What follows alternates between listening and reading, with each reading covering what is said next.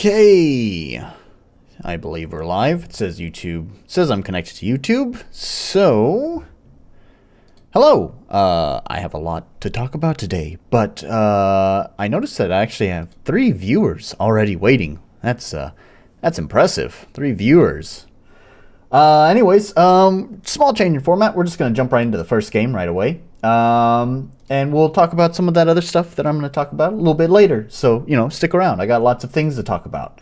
The first game that we're going to hop into looks like a light and simple game. It's not finished game.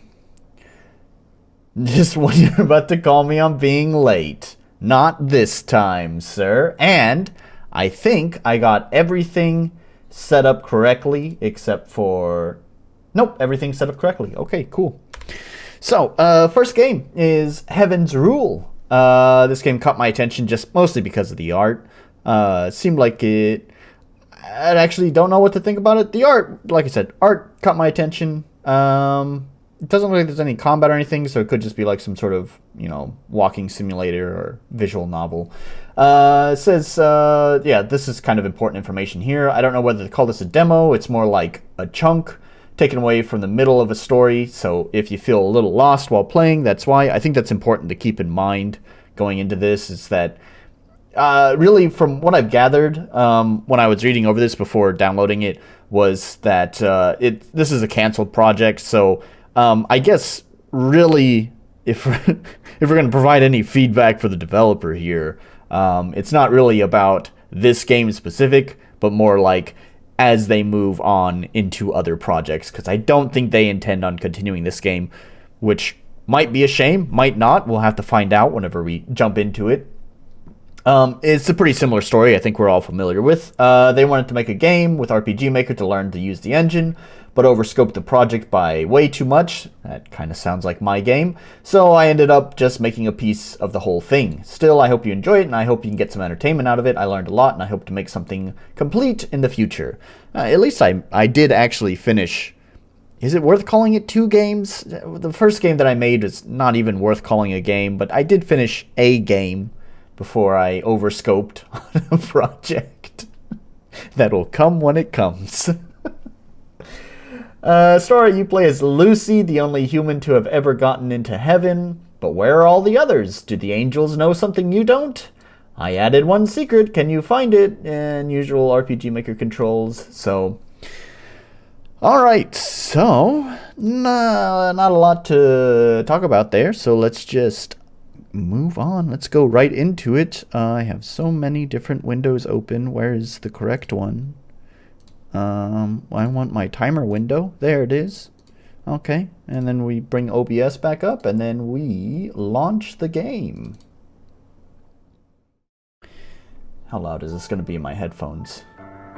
Not so bad. I did also launch every single game that I downloaded and just went into the options menu and turned it down. All of them, I can tell you this in advance, all the games started at 100% volume and blew my ears out. Go figure. So anyways, how is the volume looking for everyone else? A little bit on the quiet side, but that's okay. Better on the quiet side than on the deafening loud side. Anyways, as you can imagine, there's no options beyond, you know, the basic RPG Maker options, and we have our RTP sounds.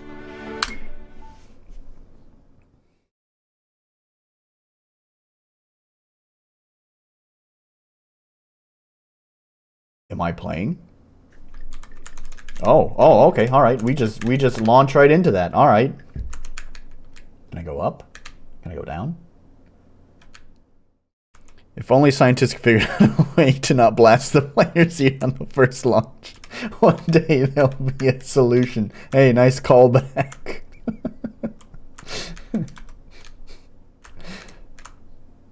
We can only hope that one day scientists figure that problem out.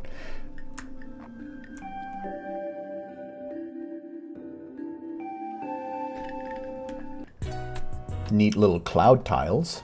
And this one is... We just change aspect ratio here. That's interesting. Wait, is that... Yeah, it's like they applied a picture black bar here, because you can barely catch it for just a few frames, but when you exit, wait, was it there? You could like kind of see the overlay disappear for a second. Or am I crazy? I don't know. Never mind. Anyways, let's not linger on that. It's just sort of strange to have the aspect ratio change like that. I've never needed to go that way, but seeing its blocks still makes me feel so restricted. Okay, so we're not going that way. What they said.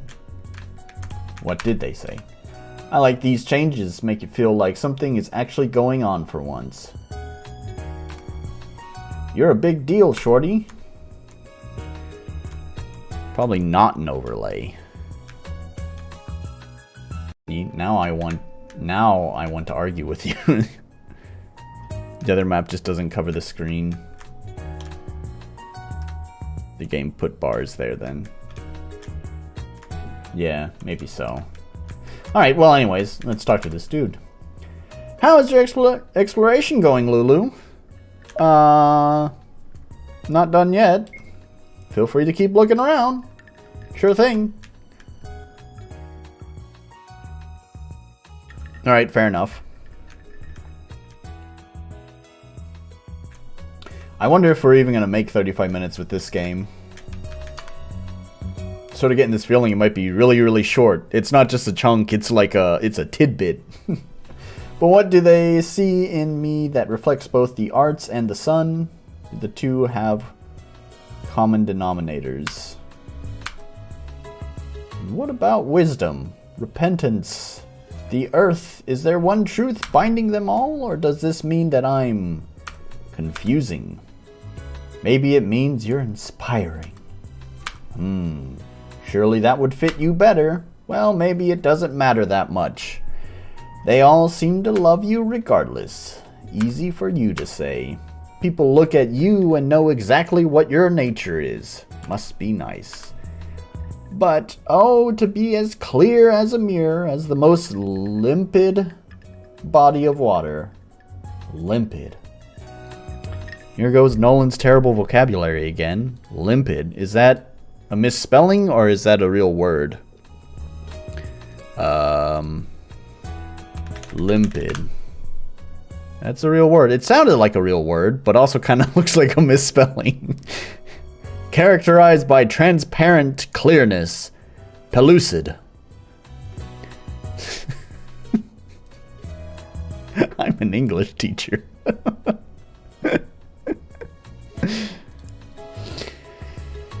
If it's only a tidbit though, I wonder what the dev considered overscoping when this is a chunk in their mind. I can kind of get it because like when you're learning, like it feels like it takes so long to do something so simple because they're still trying to figure out how to do certain things. Well, just try to remember that you're loved, okay? I do like, there's a nice subtle touch here where there's like this shadow, like just being cast by the fountain. I'm not really seeing any of that like typical jelly movement you get whenever you do like parallax mapping. So I think it's just a tile, so they must just have like some shadow tiles that they made for this, or maybe it's just one large character sheet or something. I don't know, but it's a nice touch.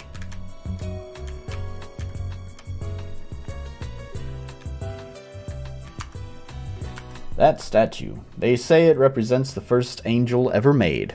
It's an artist game. Come on, man. You always make this fucking blanket statement.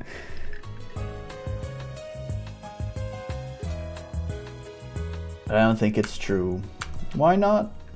Looks ugly. I finally got my black belt yesterday. Huh? I didn't. You did martial arts. Okay, that one for sure is a typo. What? I got it from the merch store. Oh, I can't. Oh, okay, so it's just both of them. Right on. You and your blanket statements about artists. It's... Okay, no. Come on, man. It can be true. Just as much as it can be true that someone claims I mean, like, what is not an artist? Like, what are the people who fall outside of the artist realm? What would you call yourself? Just a game designer? A game programmer? I don't know if you're doing, well, I mean, I guess you're doing click to program RPG Maker stuff. This is the best shop over. Can I go in? No. Oh. Oh, it's just the same thing for both of them.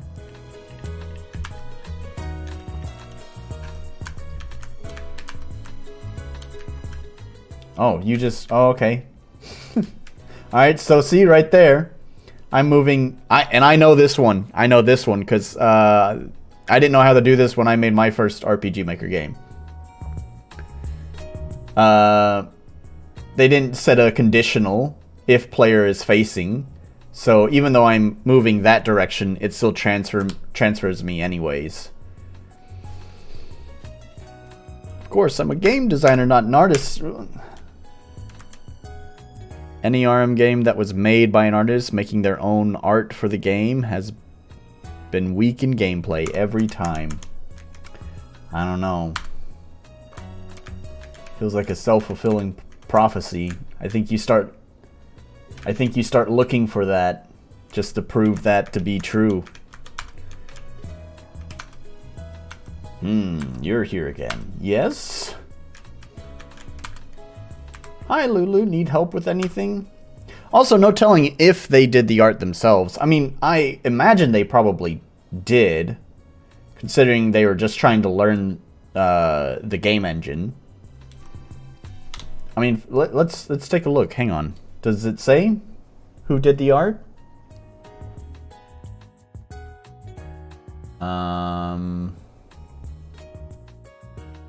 No.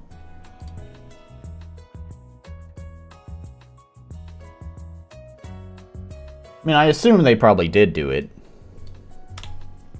But no confirmation on that yet.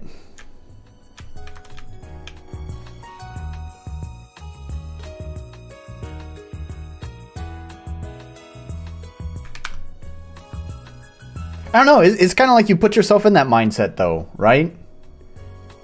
Like when you see like, oh, there's original art, original tile sets and stuff like that, you kind of start thinking, oh, it's an artist's game, right? It's kind of like a mindset that you enter the I don't know, the game with. Gabriel doesn't seem to be doing his radio show today. I hope he'll be back soon.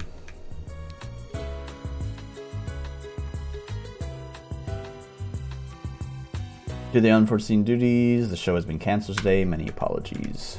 Right on. Hi, puppy. You're my favorite. I'm sorry, what? Satquiel? Is that another thing? That's like a Bible thing, isn't it? I'm guessing, like some type of specific angel or something. Let's bring up the old search engine again. Satquiel.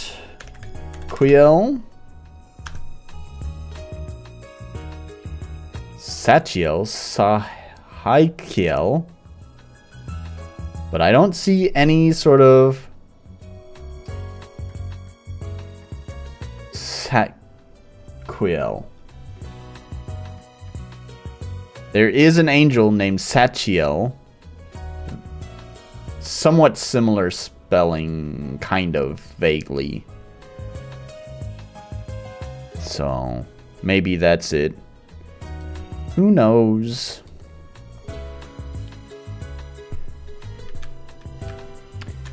I don't know, you called my game an artist game. You called my game an artist game, and I don't spend all my time making music for my game. I spend a lot of time... Ooh. Okay, yeah. Don't do that. I understand sometimes it's important that you need to, like you enter the room from one direction, but you need... When you enter, you need to turn the room the other way. But in this case, it really doesn't seem like that needs to be done. And then because they didn't know about the conditional of player is facing, if I just press right, it just takes you right back. So here's what happens. Here's what just happened is I'm moving towards the door, I'm holding right, and then that happens. So as artists just think differently. Okay. Anyways, it's always better to put the player one space in front of the transfer, so that way you can just instantly go back. So if I started here, I can just push back if I made a mistake, and if I was here, I could just push right if I made a mistake. But instead, I have to go forward and back to do that. It's not the most important thing, but it is polish. Making sure there's none of that friction between what the player wants to do and what the game is making the player do. I'm working.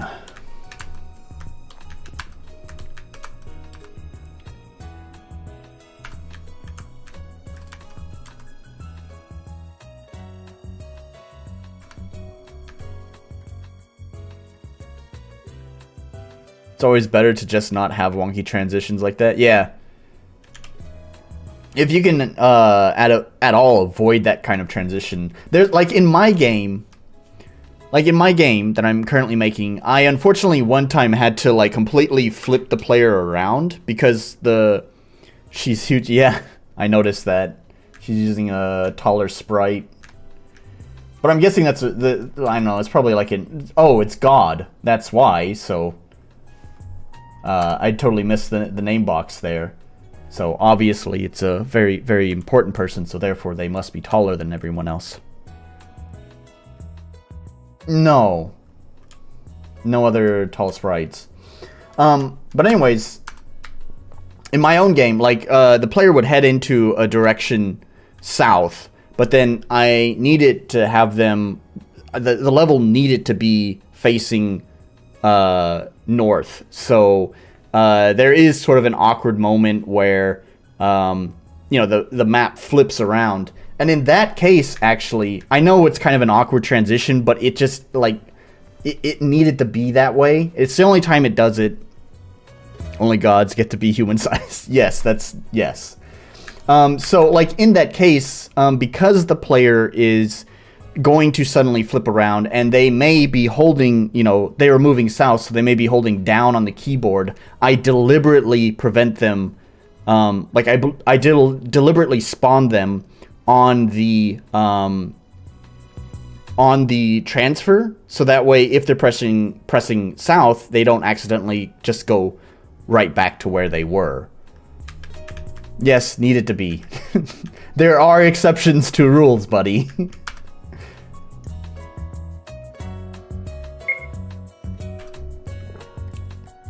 Hope you're enjoying your time here so far. Wait, what?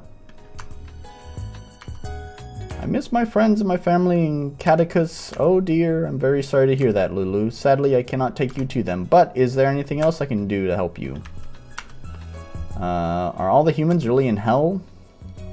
Well, yes, they are. Can we go there together? Lulu, I don't think... My grandma died when I was little, so she must be there. I really want to see her again, Gabrielle. If I can't see her anymore, if I can't see anyone else, then at least...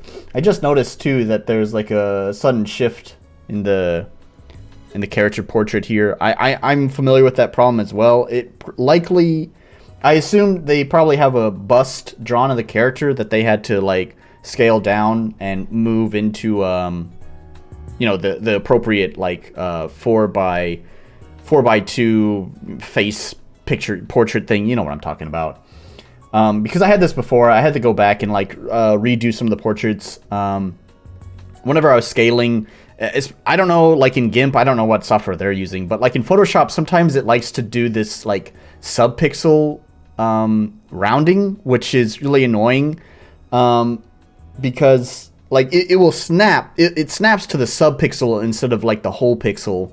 And so you wind up with... Of course, when you render it, there's no such thing as a subpixel. There's no half pixel. It either needs to be on that pixel or not. So it just rounds to, like, the nearest pixel. And what winds up happening is it shifts the whole picture like 1 pixel a little bit. So what I wound up having to do is take all of my images, drop them into the canvas at the same time, and then move and resize all of them at the exact same time. That way all of them, if any of them wind up on like a subpixel rounding, then at least all of them will be there, so all of them will get the same shifting that happens. If I can't see anyone else, then at least Lulu, I don't know. That place is very scary, and no one can go there unless you get permission from the Lord. Please? We can go ask the Lord. Thank you, Gabrielle, but I doubt she'll... Oh, okay, well, we just teleport there. Okay. I don't see why not. Really? Oh, I think that... Okay, I see what was supposed to happen there. I think that was an attempt at comedy, and I think it can be done, but the lack of sound effects and the timing was all off. Because Gabrielle was saying, I don't think she would... So Gabrielle was trying to say, I don't think she'd be into it, but then we just had a quick cut to God saying, yeah, sure, fine. Unfortunately, when you're reading in text, like that's like, that kind of humor would work in like video format, right? But in a text-based format, that the timing gets all off, and then the humor is lost, and it just looked like a weird jump. Oh, you could add some sound effects and maybe a better transition, and it might feel, bam, we're there. But Lord, isn't it a bit dangerous? You can come back whenever you wish to. There is no real danger. Thank you, Miss God. See, Gabrielle? We can go look for Grandma. I suppose so. You're dismissed. Of course. Thank you, Lord. Oh, look at that. We actually have a party member. They do have health and all that. Do they have skills? They don't have skills. I'd imagine there is no combat at all. Since this was them just learning RPG Maker, I assumed they didn't really get into plugins very much at all. Well, so in this case, they're referring to God as Lord. So it's a name in this case.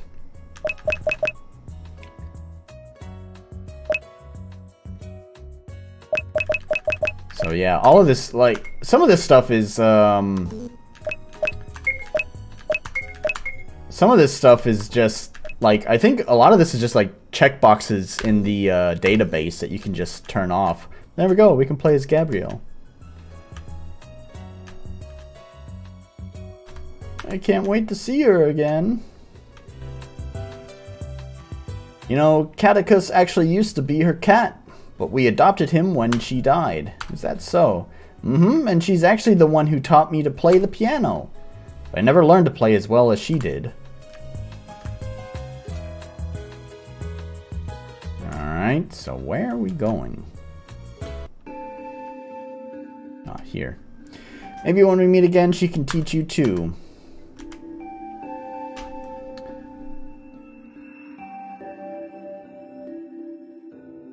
See, are you okay, Gabrielle? Lulu, I don't think... I'm so sorry, but I can't accompany you.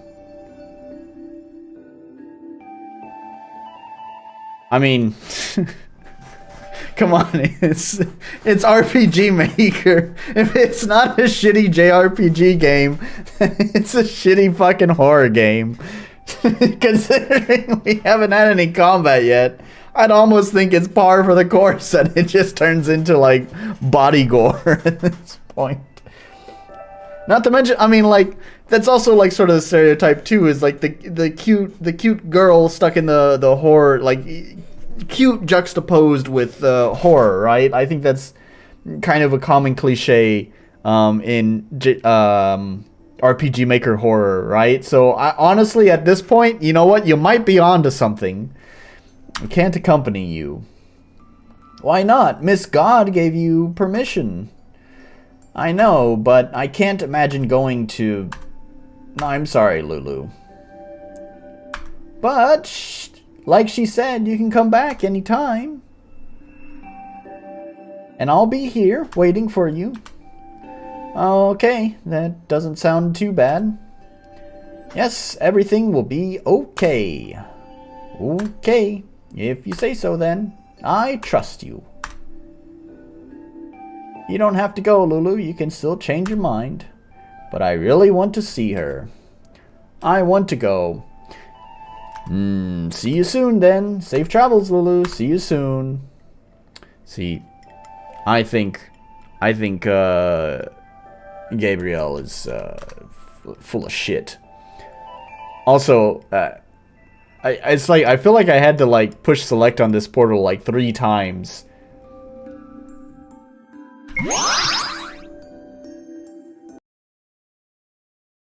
Hell is a QR code.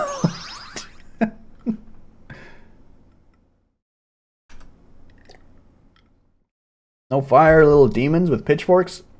This is where the dev got lazy and tired of making original art for the game. This looks more basic than my own custom tile set, and my custom tile set's just shades of gray. No fire or little demons with pitchforks or anything? You can't actually go back.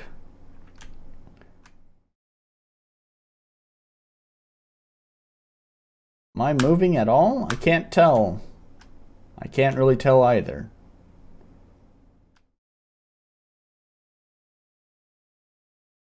Okay.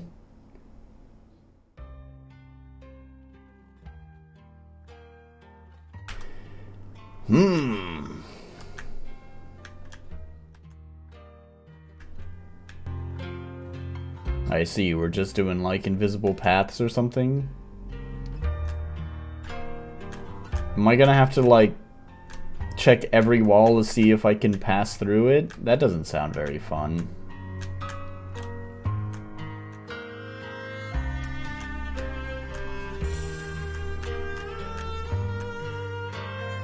I see that door up there, but I feel like I should go to the statue first.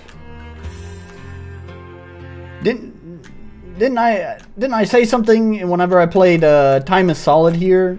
It's like mazes, or like everyone's first game. One of my Unity game was a maze game. Oh, I don't know. I didn't know I was supposed to be counting you. I only saw one. Incorrect. Well, then I'll just brute force it. No, sorry, I didn't mean to do that.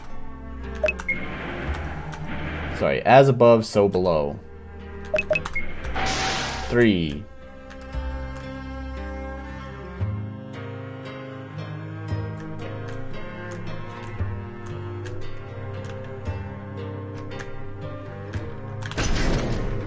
A long time ago, when I was still just getting into streaming, I played a game called Square Shape, I think it was. And the whole game was, well, at least started out, I don't think the whole game was just about how everyone's first game is a maze. But the first level was basically a parody of how every person's first game is a maze. That was a great game, too. I really liked that game. But I remember it had a problem, but I don't remember what it was. There's a game-breaking bug that unfortunately ruined, like, a really good game.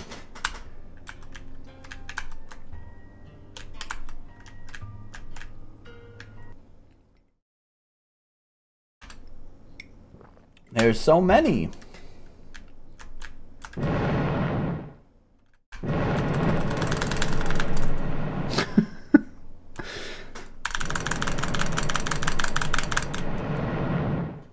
Ah. I don't know why it makes that sound.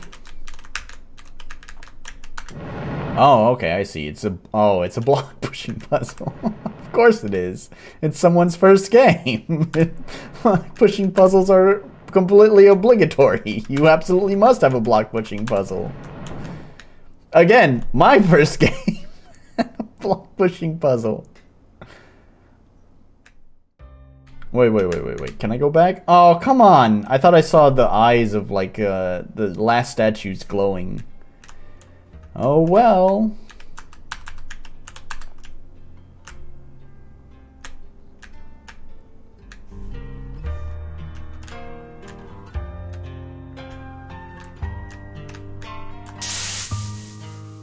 Every player's urge to keep pushing the same statue against the obstacle or to spam.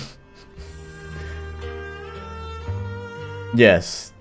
Well, I want to see if it'll like queue up a bunch of sound effects.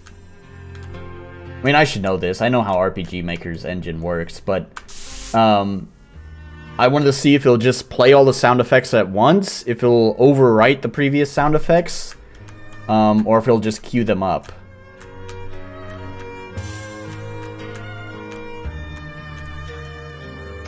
But I should have known the answer to that, because it's just the RPG Maker engine as it is by default. And I believe it just overwrites the sound as you play it.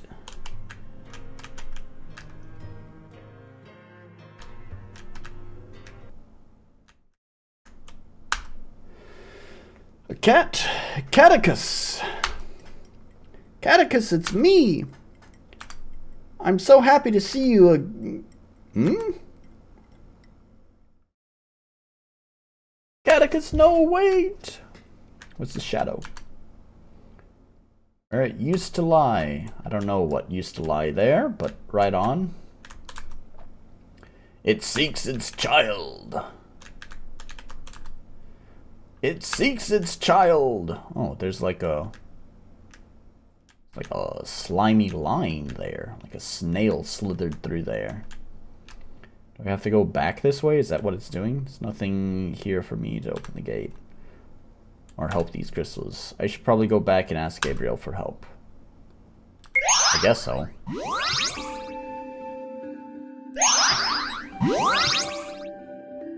Lulu, you're okay. Gabriel, I'm so happy you're safe. It's a relief seeing you again. Gabriel, I saw Catechus. He was right there, but he ran away, and I don't know how to get to him. I see. Raphael and Kamel might be able to help. But for now, I'm just glad you're back. Safe and sound. I am happy to see you again too, Gabriel. Why are all these people here? Don't worry about them, they're just curious. This is like fucking weird cult.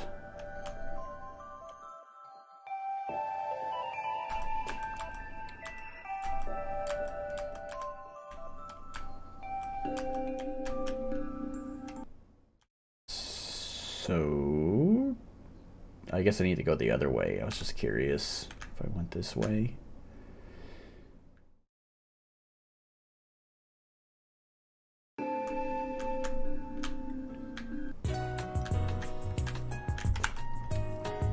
Gabriel's lying, isn't he? About what? You didn't actually go to... Did you? I did. I just came back. No way! I really did it. It's not that hard, actually. You could go too if you asked Miss God for permission. Miss...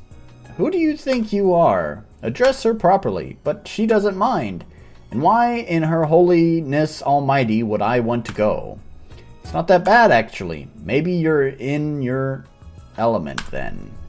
It's almost as if you're not supposed to be here in the first place. What a jerk.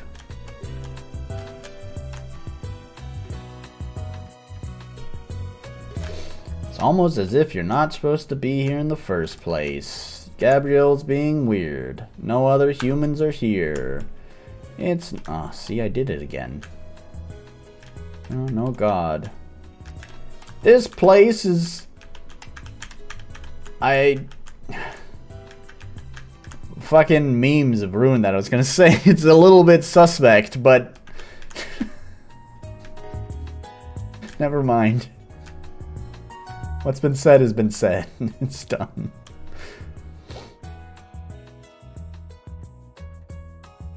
Lulu, is it true? Did you actually go to HE double hockey sticks? Yes, to look for my grandma. And you're here? And you're okay? Yes, it wasn't that bad, just very weird. Well, that's a huge relief. Did you find her? Not yet, but I saw my cat. He ran away before I could get to him, though. He's behind a locked gate. I need something to unlock it. Maybe we have what you need. Look around and see if there's anything that could help you. Right on. Ah, oh, damn it. I wanted to try to interrupt his pathing.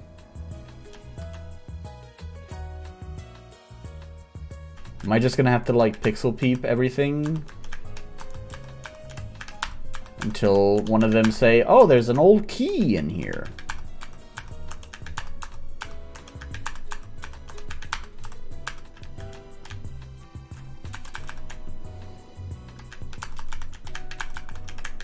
Maybe I should just talk to the other guy. Maybe he has it. Why go there out of your own volition? To find my grandma. Poor reasoning. Nope.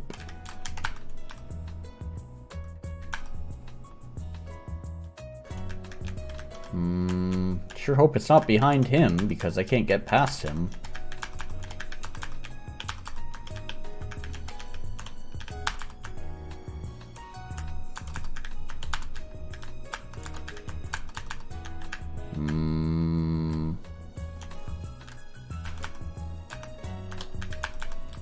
It's all just the same? Yeah. Oh, that's... Oh, right, because they're not using the direction check. So I can... Hello, fishies! Makes it look like our girl's crazy.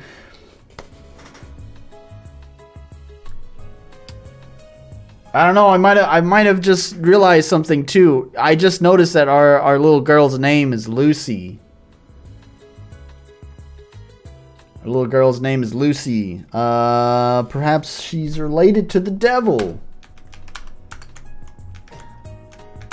Perhaps that's... I don't know.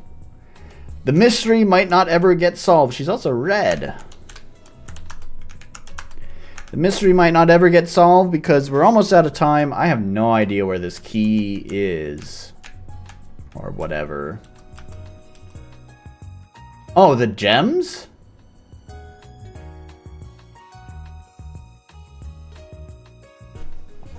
Okay. Was that just me being dumb? Did they say I need gems? Or did I miss that? Because I'm not... my first thought was open a gate. Oh, okay, we need a key. My first thought was not, oh, I need gems.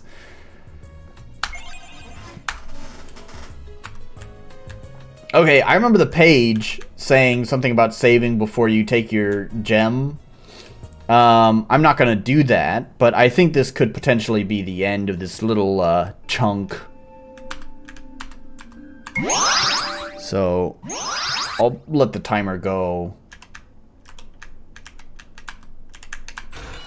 It's locked. Well, I have the red gem. Okay, do I talk to these? You needed to find the child of the gems. Oh, okay, I see.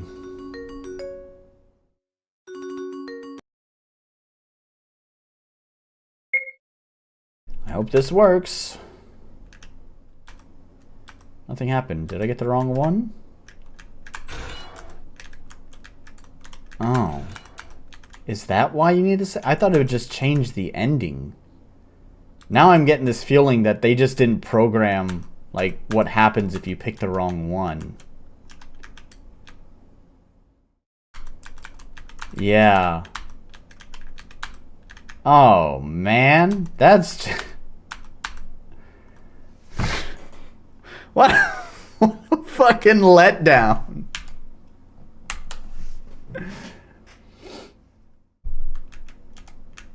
Right, so, okay, so the answer is green, because you have blue and yellow, so the child is going to be green. But I'm stuck here because they just didn't, like, program a way back. Alright, for vanilla, like, no plugin RPG Maker, yeah, at least the timer is up. I mean, if we got soft locked here and I still had time on the clock, I would probably not sit here for the next however much was left on the clock. I'll just say, nah, we're done.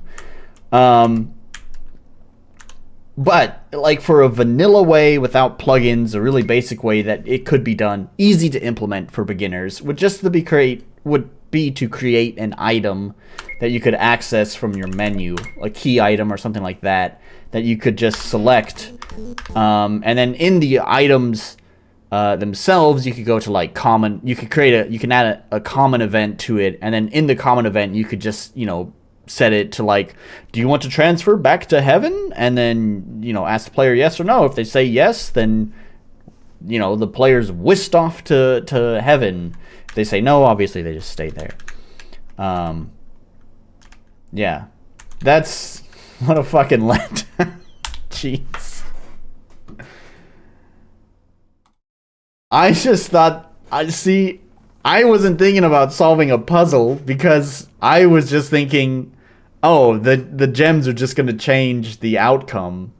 So the reason I picked red is because I thought I was onto something with, the girl's name being Lucy and her red motif. I thought, oh, I'll pick red because maybe she's like the daughter of the devil or something. I don't know. But oh well. That's that, I guess. So anyways, yeah, game grades. Heaven's Rule. Definitely not polish. Definitely not accessibility.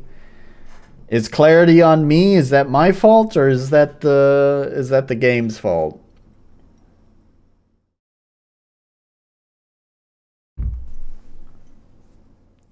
Does it really matter what this grade gets, honestly? Not really. I'm gonna say 0, but that could just be me being dumb. Balance is fine.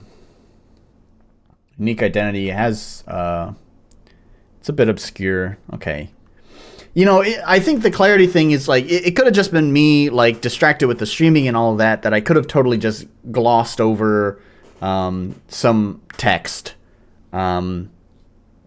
I don't know. I'm just not going to give it to it because, like I said, this score really doesn't matter. It's a canceled game, so who gives a shit? Unique identity. The art's pretty cool. So technical. I mean, other than the fact that it's unfinished, everything seemed to run fine. Okay. So that's that. So one reason why I kind of wanted to adjust the formatting here is that I wanted to make sure that, all the people were present in the stream. I'm kind of surprised to not see Fortuna here. I guess maybe he's busy or something. Just because, I'd like to have more people to just talk about things in the stream. I wanted to take a moment to talk about a game that I had streamed last time I streamed. See, I mean, you can kind of guess seeing the gems and then being provided with a choice of gems. But on the other hand, it's not like a key couldn't have been it either. Right? Okay, so like I think if the gem selection was closer by, because you're kind of like separating the two things, right? If in the same room, or at least within the same moment of seeing the two gems, you'd be presented with a gem choice, like it would kind of, you'd have that association like, oh, I just saw these two gems, now I'm asked to choose a gem, oh, it must be talking about like their child, I want the green gem. But because there's a gap of like story and traveling to the shop, it just kind of felt like it was disconnected, like those were two unassociated things. So my brain is just going to the most logical thing for a gate. Also, that's what the discussion was all about. All the characters were talking about, there's a gate in front. The main girl was saying, oh, there's a gate in front of my way that I need to get through. I want to go past the gate. How do I open the gate? Right? And there was almost no dialogue that was talking about the crystals. Like, the crystals were completely forgotten in all that dialogue. And so my mind is going straight to, okay, what opens a gate? Oh, a key opens a gate.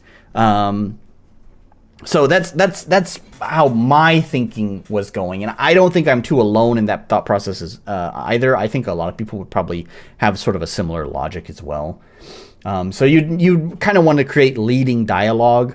So you want to make sure that the dialogue is leading the players down the right path. And it's just as easy that you could accidentally create misleading dialogue, which is in this case, again, just focusing on the gate and not the elements around the gate.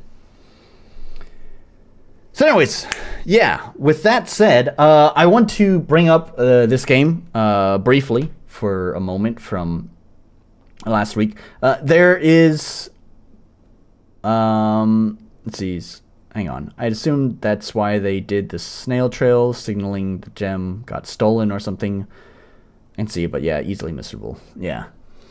So a couple of weeks ago, I streamed this game. And first of all, I always want to take a moment to like shout out developers who are like super chill, super cool, and give good responses. And I was, to my surprise, because if you remember, this is actually a game published by GameForge, the shitty MMO publisher.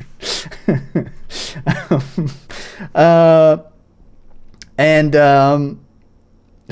this is GameForge's own itch.io page. So I almost kind of wasn't really expecting to have a developer respond to me. But they did, or I assume they're being honest with me that they are a developer. I mean, anyone could pose and be the developer, but I really think this was actually the developer. And he left a really great reply to me. So he says, "Hey Nolan, I'm the game and level designer of Tiny Thor. Thanks for the detailed feedback, and your assessment of the game within the genre seems level-headed and positive. Always glad to hear that compared to some other developers that I've gotten replies to." They also took a moment to clarify a few things. So I don't remember exactly all the discussion. I think he recapped some of the discussion that I was having. The second point I think is the most important here that he makes. But there was a lot of discussion around the heart mechanic. I don't remember exactly what I had said about it, but anyways, I think he kind of recaps it here. So he says, "Heart mechanic is definitely unfair at times, as it very much depends on the environment and if it's retrievable or not. The full game will have some purchasable upgrades that make it easier to get it back, increase the time, etc. There's also a late upgrade that allows your hammer to retrieve it. You commented that enemies and the hammer itself seem to push the heart around, which is not correct." Okay, so I was wrong about that. "The heart just has a logic that makes it bounce away from the player. That bounce must have happened the same time as an enemy collided with it." So, okay, that makes sense. The second one I think is probably the more important one here. "The boss currently has a bit too much HP after we moved a hammer property away from being default and into the upgrade shop mentioned above, and didn't adjust its HP, so it's definitely too beefy right now. Other than that, the boss and the whole game are meant to be on the more challenging side, but maybe it ramps up too fast here." I definitely do think it ramps up too fast, because if I recall, the 3 levels that were before the boss felt fair, felt totally fine, didn't feel unbalanced, and it's just like suddenly there was just a fucking cliff face in difficulty. So, ramps up too fast is almost an understatement. It ramps up at light speed is what happens. It's not a ramp, it's a fucking 90-degree angle, my man. But anyways, yeah, always just want to just say good on devs. Always glad to see developers have good responses to my reviews compared to some of the other kind of responses I get. I do have more information, because actually this kind of led down, I think, something pretty interesting, something I'm kind of proud of. I was hoping to talk about it this stream. Unfortunately, GameForge is a little bit slow. So they couldn't get back to me with some of the materials I needed. So had to kind of change the plans around, and hopefully next week I'll be able to talk about it. Because it's not, I don't want to like overhype anything here, but it's just something small that I think is cool. Nothing big, but something just small that I think is meaningful for my channel. So anyways, hopefully we'll be able to talk about that next time. But unfortunately, I can't this time because despite putting in my request 2 days early and they said it would take 14 hours, I didn't believe that 14 hours, and I was right to not believe the 14 hours because they didn't get back to me before this stream. So anyways, so in place of that additional information that I was going to talk about, we're just going to move on to Automagoria. The reason I even picked this game in the first place, honestly, was that, once again, the art caught my attention. It doesn't necessarily look like the type of game that I would normally want to play. I just noticed this part right here, which probably would have made me peace out as well, but I've already downloaded it because I didn't notice this before, so I guess we're gonna deal with it now.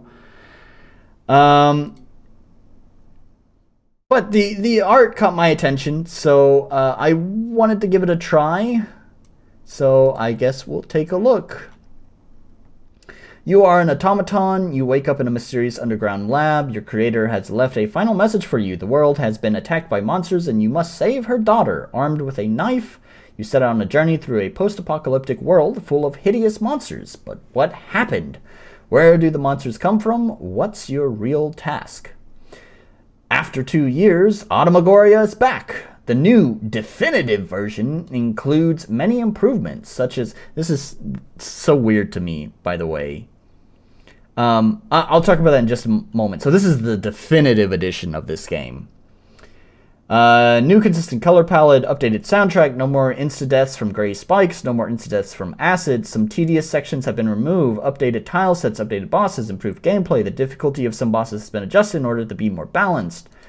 And then the warning, Automagoria contains intense pixel cartoon violence, alcohol references, here, a mild language, disturbing imagery, pixel rotten bodies, pixel mutilated corpses, pixel body horror, pixel suicide, flashing lights, jump scare, and rage-inducing gameplay. It's so weird that they have to add the pixel adjective before everything. Why is it not just mutilated corpses, horror, suicide?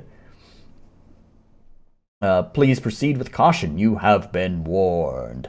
Yeah, so this is ARM 2003, which I just thought was interesting. So I will admit, when I was first looking at this store page, I totally missed the after 2 years. When I saw that it was the definitive edition, I assumed this was a remake of a much older game, not 2 years. That 2 years is a faster turnaround than Sony has on making definitive editions of their game. So that's almost impressive. My advice already before going into this is cool. Why is it not just an update if it's only 2 years after the game? It could have just been an update to the game instead. And I know it's a whole new listing because it just says it was released 5 days ago. And second of all, if it couldn't have been an update, I really just think developers, I mean, do what you want, obviously, but I really don't think it benefits you to waste so much time going back to old projects. I really think you should just focus more on completing more projects instead of lingering on old projects. I mean, it doesn't hurt to go back to update games. Coincidentally, I actually oh no, that closed the tab. No. That's okay, we're done looking at that page anyways. Coincidentally, I just updated my game very recently, actually. Like, there's nothing wrong with doing that, but I mean, it was a small update, right? You know, just a few small things here that were just adjusted. Nothing that I spent a long time doing. I spent probably more time playtesting to make sure I didn't completely break things than I did actually implementing the bug fixes themselves. One One day I kind of actually want to play my game on stream. It has a lot of problems, of course, but I think it'd be fun to look back at how I started and where I am now. But that's not today. That'll be in the future. So, anyways, since I accidentally closed out of the store page, let's just jump over to the game. Right. So RM 2003. It has the setup installer, the exe. It had the extract. Here we go, and then you just get this messy folder of stuff. It does seem like there's some. I mean, compared to VX8, like you have F4 for full screen. Fiddle in the Residence of Development Hell. Fiddle in the Residence of... How did you know my DLC for my game? The DLC that will release before the game itself.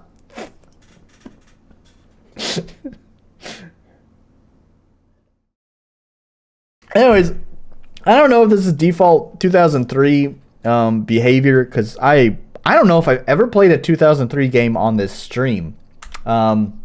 But I do appreciate it has the old, or it has MVs and MZ's F4 full screen button, because VX8 always gives. Also, it just seems to be borderless full screen. I should say that too, because you know VX8 like it doesn't do borderless full screen. It tries to do the bathing suit DLC. That's a popular seller. Because VX8 tries to do like exclusive full screen. And that's why it weirdly feels like it's just trying to take over your entire desktop. So I don't know if that's if that was an adjustment they made to 2003, or if it's just default like that. So get ready for jump scares.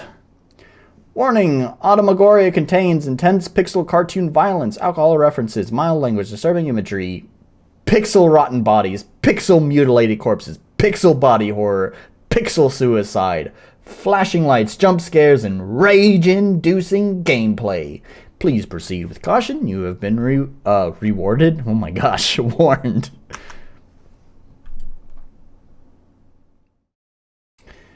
Do you still want to play this game? Yes, oh my god, alright, I got it.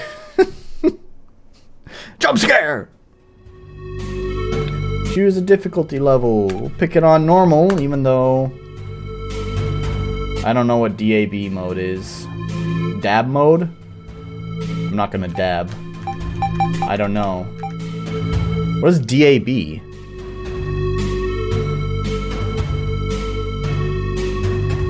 Do you have any idea? Is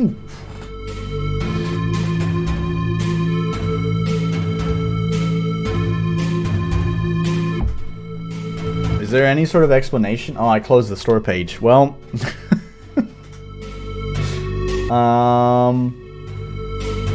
if I click yes, will it give me instructions? I'm not gonna fucking dab.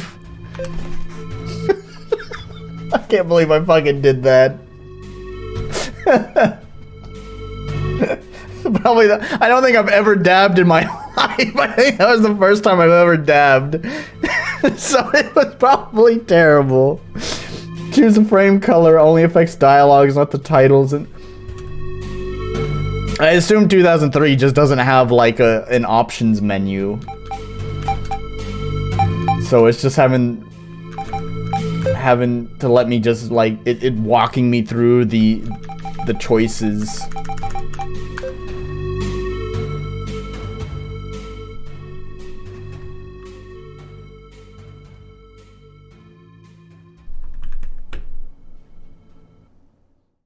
Jump scare.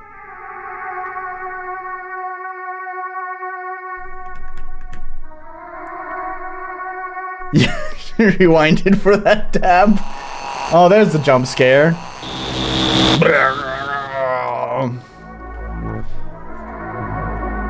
It does have a clip feature. Yeah, because I thought you were actually gonna clip my a while back. I think I had made like I remember I had said something funny about like promoting your streams or something. Whoa! Oh my god, this is cheesy. This is like, sorry, this horror jump scare shit. Like, it doesn't get me, man. Automagoria. It sounds like Phantasmagoria.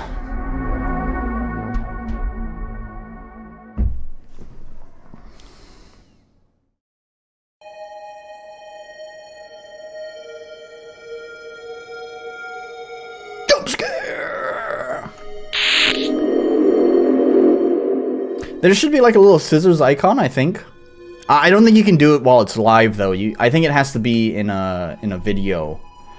And you might, it takes a long time for YouTube to like process the archive of live streams. I don't know why this is. Even after the archive becomes publicly visible, it still takes, it's still like doing some additional processing. So you have to wait until it's like fully processed, which I think I don't know actually how to identify when it's fully processed, honestly. So I don't know.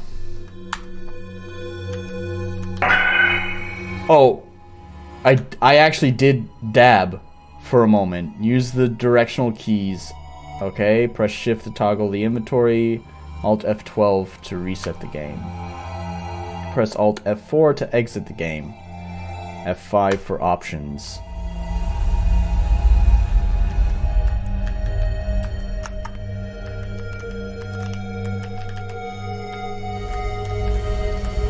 Oh, the camera follows you.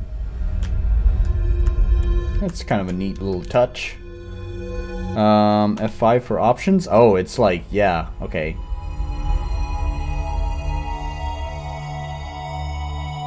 Where's my mouse? Go away. Alright, so there's not even like an exit. Yeah. Well, that's disappointing. There's not like a menu exit to exit the game. You just Alt F4. That's kind of silly.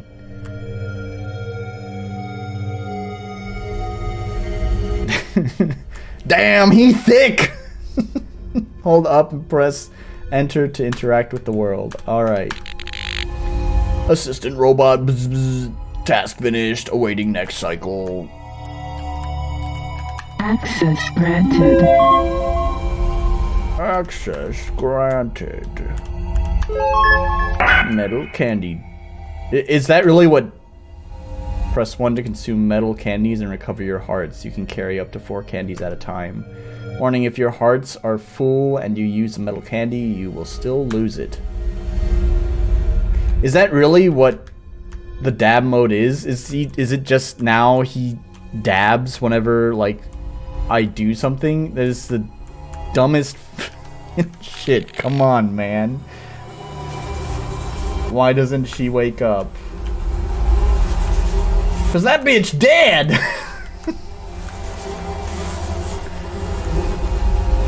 Kinda hoping you could like jump on the corpse or something.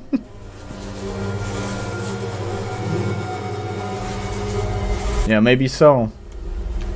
Maybe so. I'm sorry. I'm sorry. I'm sorry.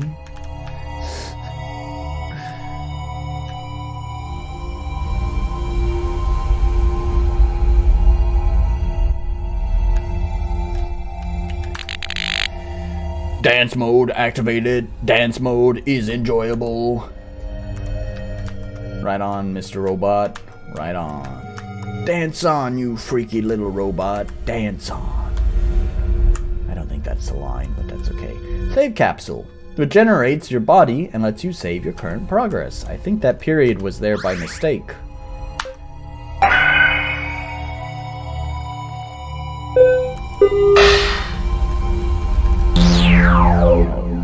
It's a cutscene.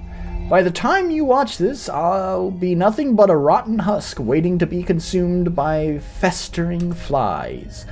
I am your creator, you are my final invention, my last glimmer of hope. 3 years ago, the world was overrun by filthy abominations, monsters. 99% of humanity has already perished.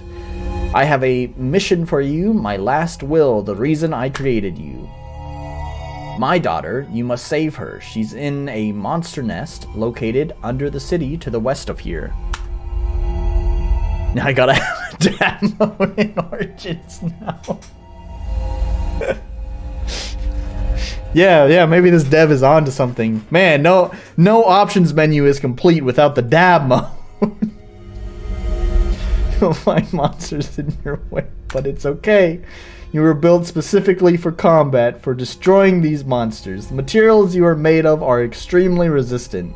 That means that you are quite durable. Durable? Okay, sure, whatever. You are also very strong. I have prepared a weapon for you. It's a knife made of special material. It's perfect for slashing these vile abominations. It's not perfect yet, but it will help you in your journey. If only I had some Automagoria.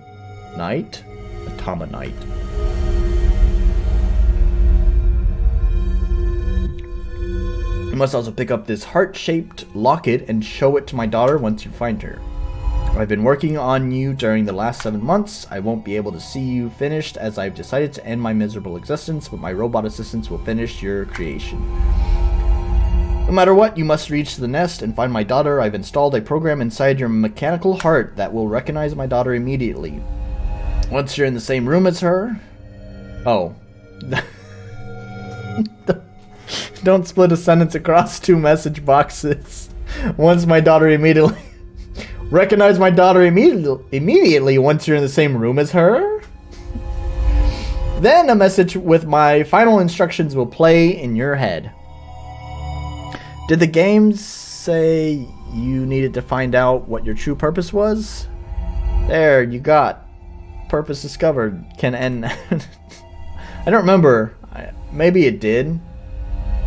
Do not hesitate. You are merely a tool. Follow my orders. Follow my will. You must save her. Goodbye. Automaton. Dab. Is there not a dab button? There should be a dedicated dab button. Alright, that's that. Oh.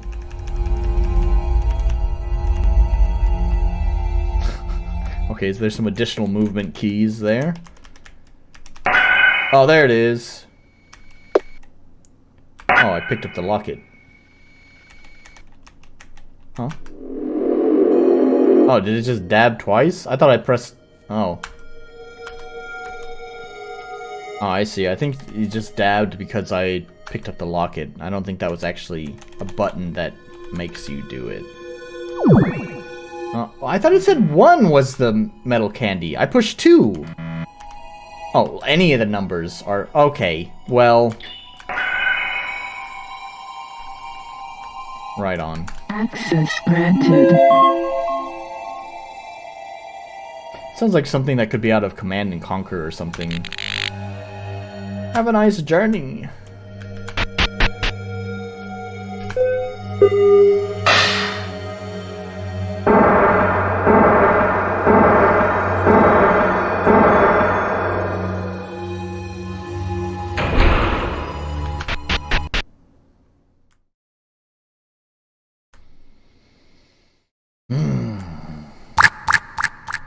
Do those hurt me? No.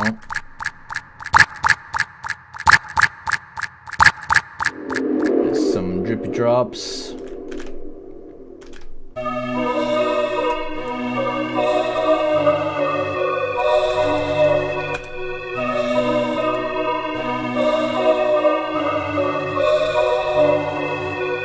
Just a lot of empty rooms. Alright, there we go. We got something. Oh, there's a dead corpse there. Can I interact with it?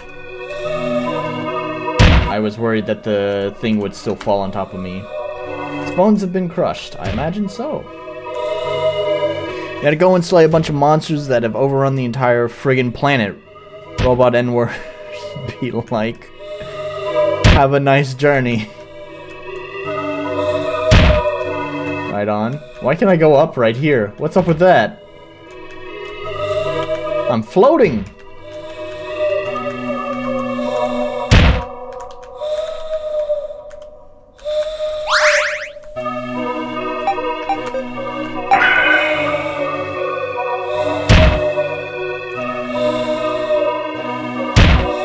that's going through the ground. I feel like that could be a mistake in its pathing.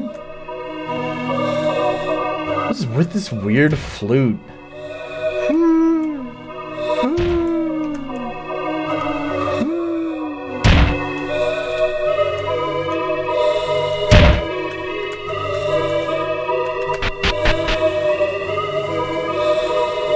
Can I say hello to the corpse? Nope. Just can't stand it anymore. I can't hear them coming. They are near, but they won't get me alive. That scientist, she said she was going to create some kind of robot for killing those creatures. I wonder if she succeeded. I pray she did, and now I will finally get some rest.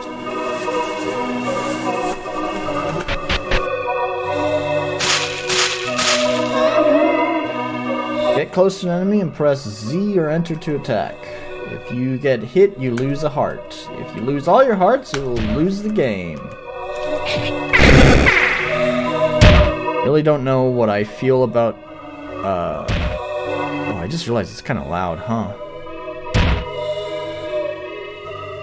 I really don't know what I feel about the horror themes combined with that Mario-looking automaton and Womp acting traps. I don't know, it can be fine. But it's certainly not giving me horror themes. Okay, so you just, yeah, event activated jumping. So that enemy's like right in my way. Oh, okay, alright. Oh, I can just kill him with my head. Right on.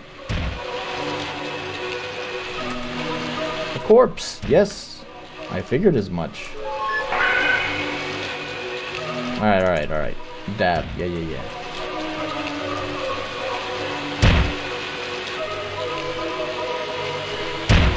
Just missing the iconic ugh sound the lobster. Yeah. Is that a boss? Oh, okay. It's an enemy. Alright, cool. I thought it was like a cutscene.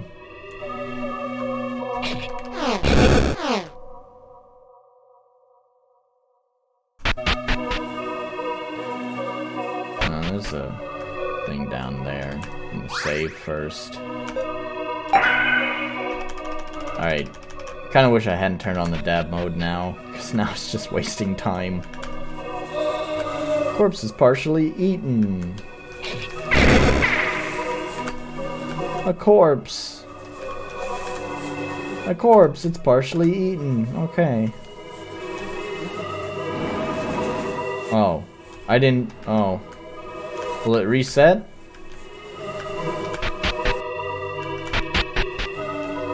Although then again, it's not like I can jump. So... yeah, I don't know. Whatever. Well, I don't care.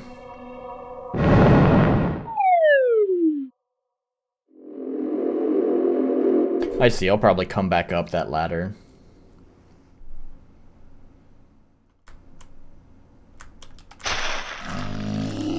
Is this a boss? Automaton. ...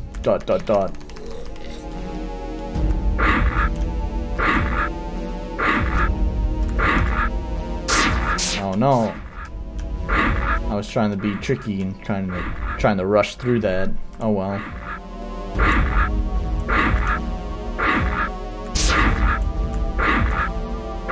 Oh, I see. It skips 2 tiles. Oh, now it's just... okay. I'll just use the candy.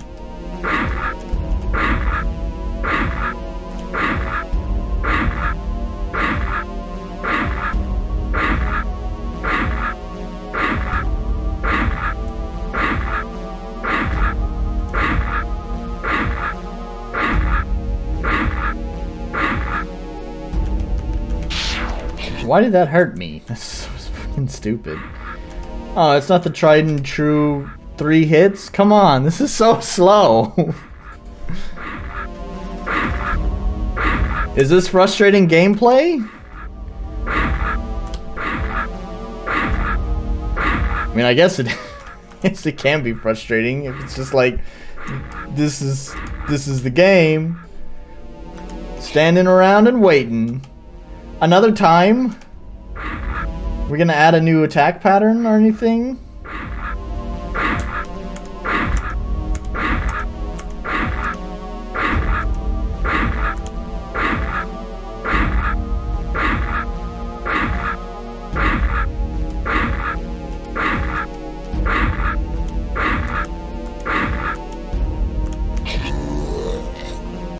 Dead? Alright, it's dead. Okay, at least it's 5 times. Alright, it's just the first boss. Maybe it'll be a little bit more difficult going forward. Skeleton, yes. I can tell. Maybe that's just the tutorial boss to get you familiar with your weapons. And I was right, you do come up from that ladder.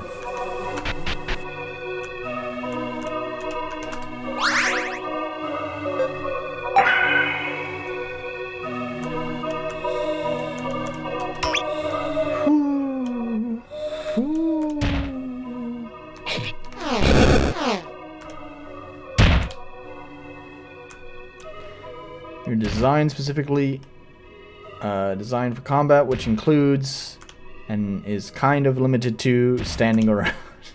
Yes. Standing around and stabbing. Oh, you can't even... Right, you have to be right next to an enemy to stab.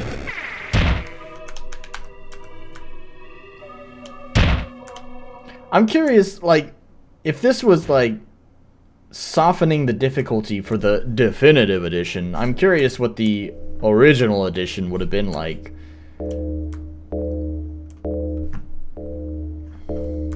Or is that this level's gimmick? It's just gonna black out occasionally. I think that's the level's gimmick.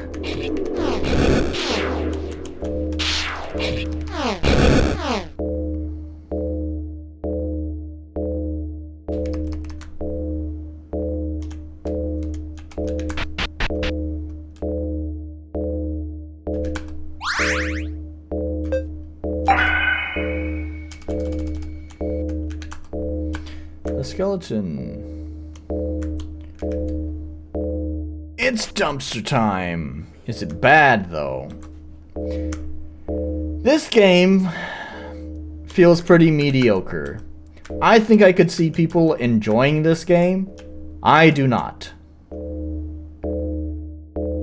Like, it's more competently put together than a lot of the garbage I've played on these streams.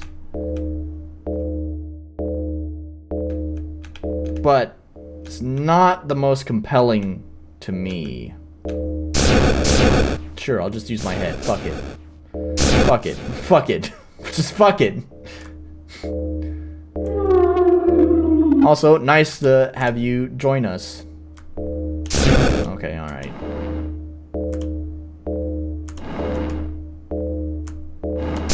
Alright. Oh no, I'm actually low on health because I just just used my head through all those other bombs. You remember when I played Echo on stream? Yeah. This is kind of like Echo.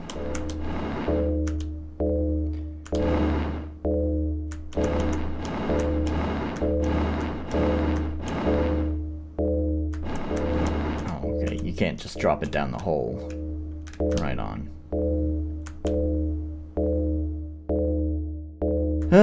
This game... Oh, that's an enemy there. I didn't even see that. Game certainly does have a lot of standing and waiting. Metal candy. Let's see if there's... Yep, a place to heal.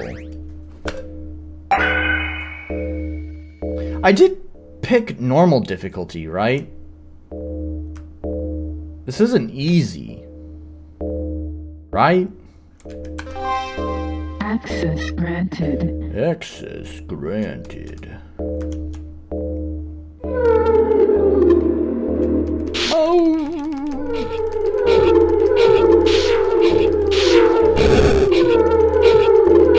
Thrilling combat. All the strategy.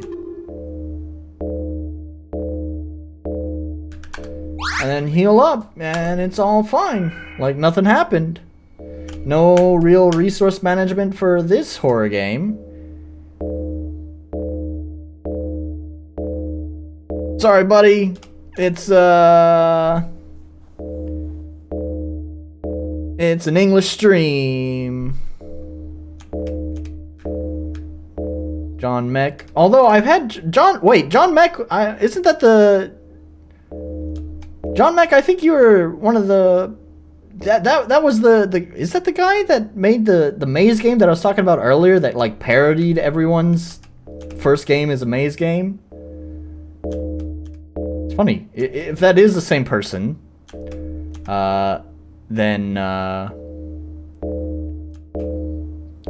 then it's like I was just talking about you earlier. No, I'll just use my face for that, that's fine. Only the ultimate combat automaton is able to accomplish this feat of standing and waiting. Human's legs would have already given in. All the blood would have clogged up in the legs, resulting in death. Square shape. Yeah, square shape. John Mech's the dev of Square. That's funny, because I was just talking about that game earlier in this stream.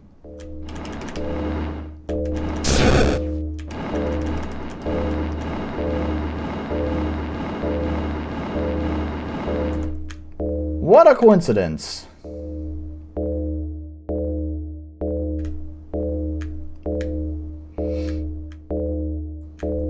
Alright, we'll just use my head to go through all the rest of them. And I think there's saving at the top, yeah.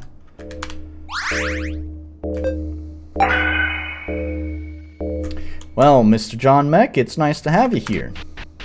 I saw the future, yes. I had a feeling. Oh! Totally ignored the enemy. Just don't give a shit. We're doing more of this. Alright. More womps. And enemies that dash towards you. But it's okay as long as you stab them in time. Then they won't hurt you. They'll just bounce away. Oh. I was a little bit overzealous with pushing right on the keyboard. And if I do miss, it's okay. The save point will be so soon, I'm not too worried about my health. Okay, I don't know why he got first hit there, but right on. Oh, he's just gonna guard the stairs, the ladder. Cool. Oh, cool. Super cool. Alright, at least there's some frustrating gameplay. That's what he said. He said there's gonna be frustrating gameplay.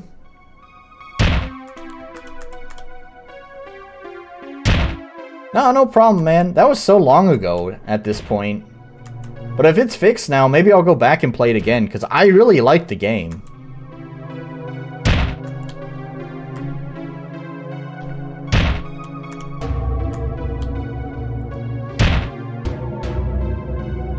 Nice for me to be. Yes, indeed. It's an honor to have you here in my stream. Need another labyrinth contest. Oh my god. So, another labyrinth contest so we can have another Michael Primo game?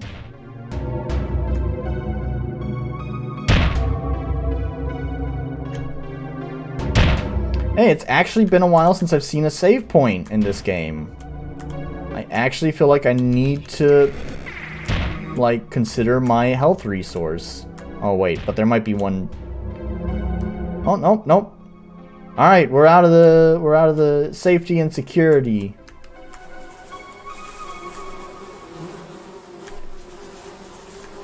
Maybe now the game's gonna get challenging.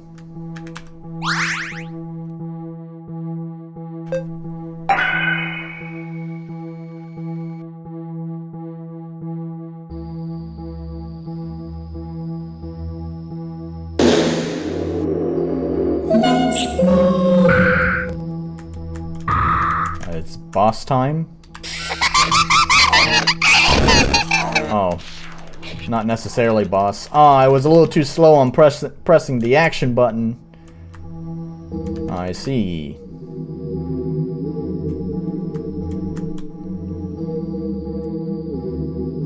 Is it? Yeah, the art is interesting. I don't know. Maybe I should have picked a higher difficulty, because, like, I don't know, even then, like, the combat is still just stand and press Z, or enter, whatever you decided to do. There's cool ideas, like I said earlier, like, it's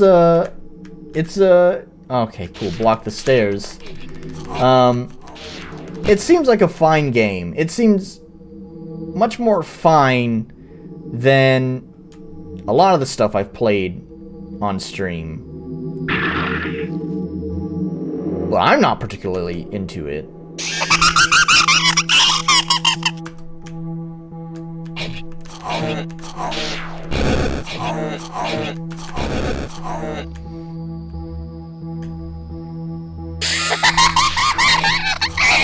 Actually, you can't even climb, so fuck it. Just leave them behind. There's no reason to fight.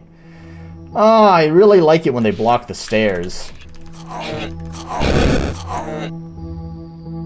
That's the frustrating gameplay that the dev was talking about. We're just gonna put enemies that block the staircase.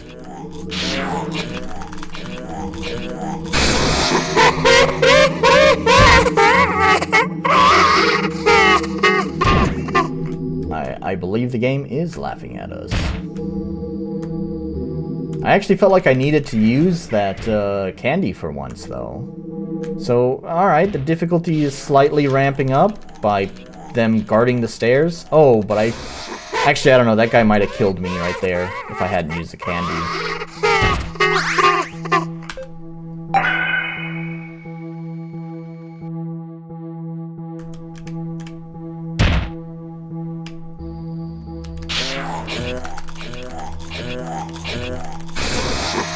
Their death sound is really loud. I can tell it's loud for you guys too. So I'm gonna turn that down a little bit.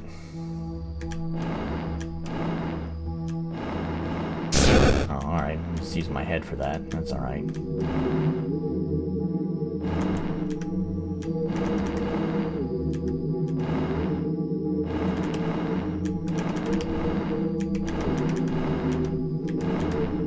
Oops.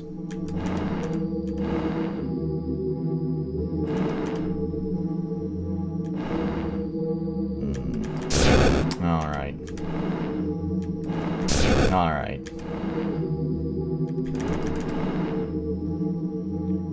Where did you find these games? I just usually go to itch.io, and then I go to the, I search RPG Maker. I always search free RPG Maker games. Like, I filter it with the, free, use the RPG Maker tag. And I usually search for downloadable games. I usually don't like playing games in browser, although the next game I'm going to play is a browser game. But normally I prefer to pick a game that I download. And I go to the new and popular tab. And whatever I find there is what I download. I kind of like, I look through a lot of them because you get a lot of garbage that's up there. I don't know what itch.io qualifies as new and popular. Sometimes you get some just like RTP garbage that's like early alpha 0.001 version. Can't wait to release this 9-part 100-hour game with 500 hours of side quests. Like, I don't know why this is fucking new and popular, but also this is never gonna get finished. Like, I have to sort through all that kind of garbage. Hey, it's gonna be the girl that's in the thumbnail.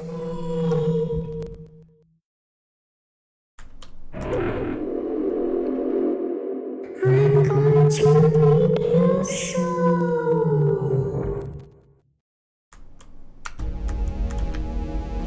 Do I go up here and stab her face? I guess so.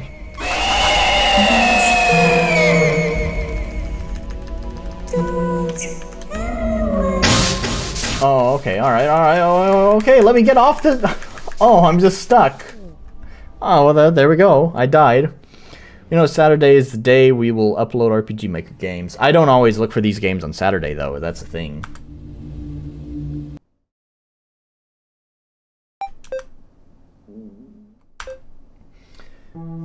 I usually try to look for games throughout the week just before I stream.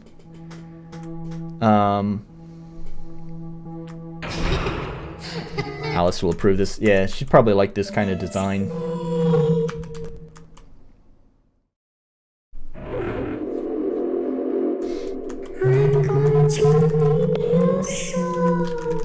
I wish you wouldn't have to repeat this every time. That's the thing I'm scared of the most, is having to sit through that.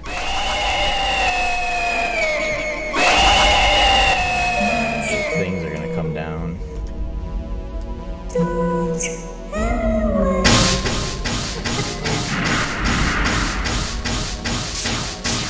Oh, you can't. Oh, you just like what?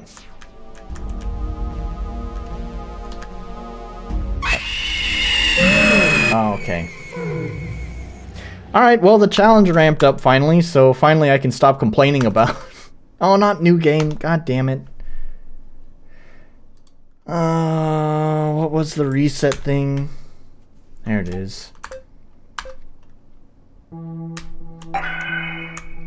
I wish I hadn't turned the stupid dab mode on. It just slows down getting back into the game, and I already have... Oh, no!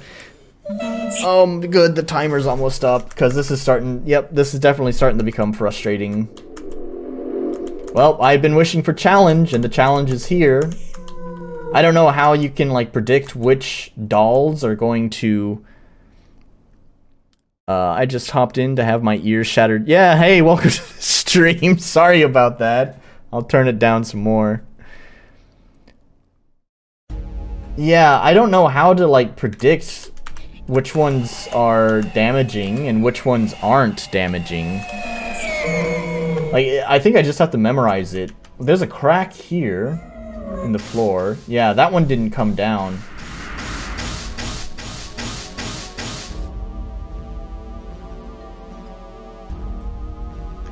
Oh, but I don't think the crack means anything. I think that's just coincidence. Oh, okay. What? Did that just instantly kill me?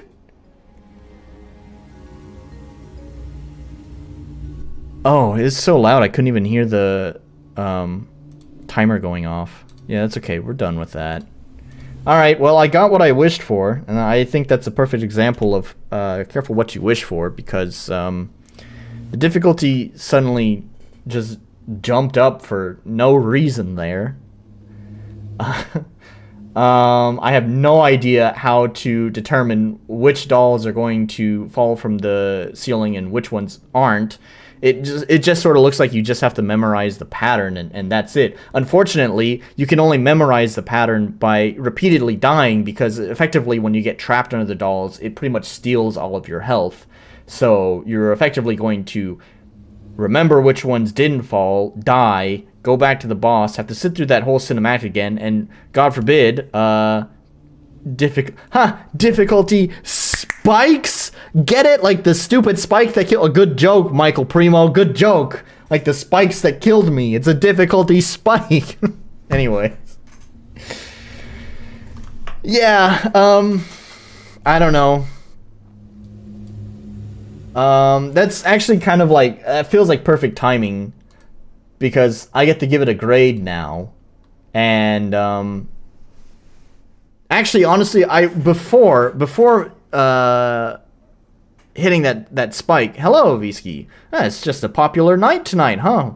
You know, we don't have Fortuna here for some reason, but he's missing out because we got the whole... Yeah, trial and error tends to pop up a lot in these kind of games. Yeah, we just got the whole everyone's out here tonight. It's a whole party. Yeah, I was thinking that I'd probably give it a 0 for balance because I thought it was too easy. Because I swear I put that on normal mode, and the game claimed to be frustrating, like sort of kind of like a rage bait game, like way back in the day, like Kaizo Mario or something like that, or I Want to Be the Guy. But then that sudden difficulty spike hit, and now it's kind of like, well, that was unbalanced because well, because it was too difficult. So definitely a balance gets a 0 there. Yeah, accessibility is gonna be a 0 for me as well. Clarity, I at least knew what to do, and I don't know, the automaton aesthetic thing and the whole like NES style stuff, yeah, that all looks pretty good. I'll give it a unique identity. I almost kind of do want to give it a point for polish, but then again, I don't know. See, when I need to play trial and error platformers or harder games, I won't complain much about that. Well, okay, so the difference there is like, at least with like Super Meat Boy and Kaizo Mario and I Want to Be the Guy, a lot of them, like, it is trial and error because it is like a rage bait game. But the one thing that they always did, that the reason why I think a lot of people enjoyed those games was because to get to retry again was really snappy. Like, when you died, it was basically a one button press to restart, and it usually puts you right back just before the death happened. There were actually, I'm not too familiar with Kaizo Mario because there's a ROM hack, and I didn't really do I didn't really get into ROM hacking. But I think Kaizo Mario shouldn't actually be included in that because I think its whole shtick was that, I mean, it was intentionally rage bait. They'd put like invisible blocks right before you jump that would knock you into abysses and stuff like that. That was the whole joke.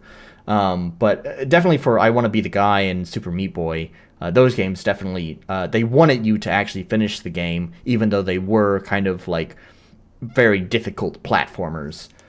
So they always let you jump right back into wherever it was that you failed pretty quick. So, yeah. So anyways, that's that game done. Next, I wanted to move on to this game here, the world's smallest RPG. Now, I chose this game. This is a little bit different than normal, because normally when I pick these games out, I normally pick them because, as you would ask me, you know, I just go to itch.io and I search new and popular, and I just pick some random games that if the screenshots and whatever art interests me, then I download it. However, in this case, I actually know about this game, and I want to kind of like do some preamble before we jump into this game, because I think this gives a good opportunity to kind of look at the opposite of things. In the past, I've talked a lot about developers kind of need to be receptive to feedback. Like, we should really build bridges with developers and reviewers, because that just benefits everyone when we do that. So in the past, I've talked about developers being more receptive. One thing I want to bring up about this game, though, so recently there's a podcast that I discovered by OneManIndie. I don't remember the name of the podcast. He had promoted it on his in the RPG Maker forums, and I'm always curious about that kind of stuff. You know, I really enjoy Mr. Orc's live streams. I don't know if he's still here or not, but he's hanging out. And I usually enjoy WooTBM's live streams. You know, a lot of this stuff of like reviewing other RPG Maker games, I actually genuinely enjoy. And something about those kind of reviews typically make me feel motivated to work on my own game. I don't know what it is, but it's kind of like that feeling of like, yeah, I want to do better than that guy. Yeah. So I checked out one of the streams. This game caught my attention. No problem, Mr. Primo. Thanks for stopping by. Okay, Mr. Orc's still here. All right, yeah. Still enjoy your streams whenever you stream. You don't really stream anymore. But yeah, when I watched this, I was like, this just.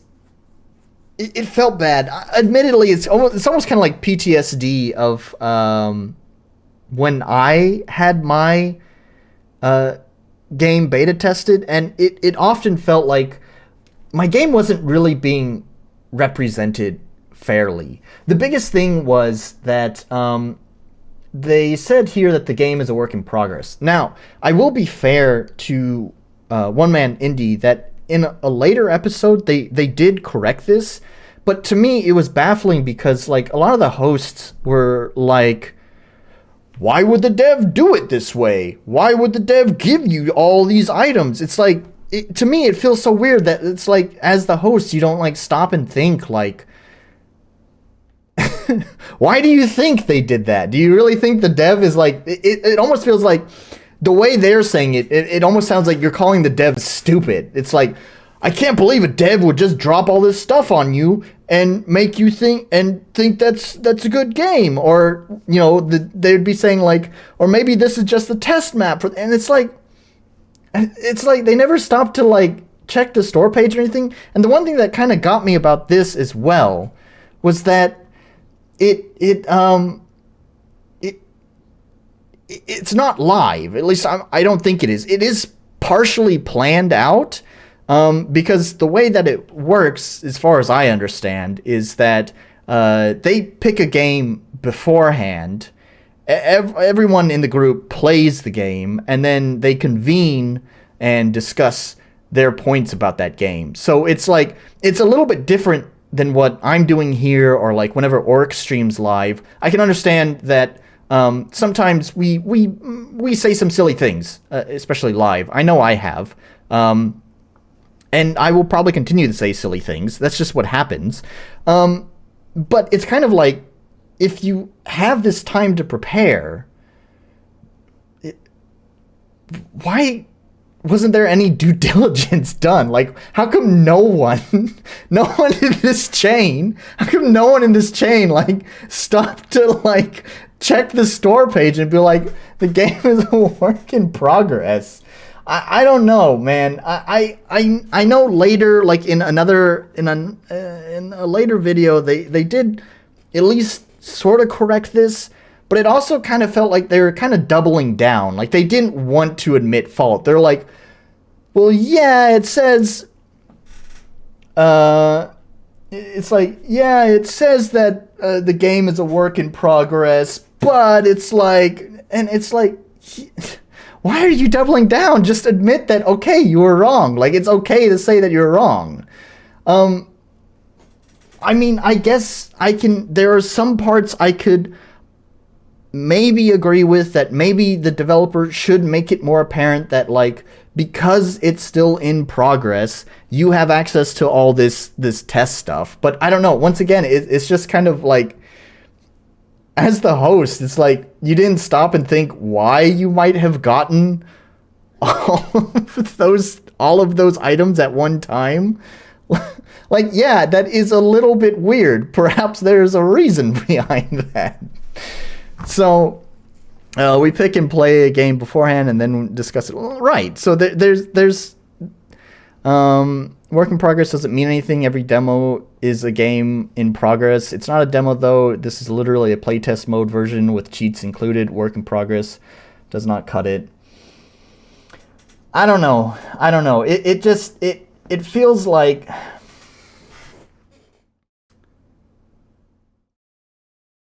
fair enough. All right. I agree with that a little bit. It just sort of felt like,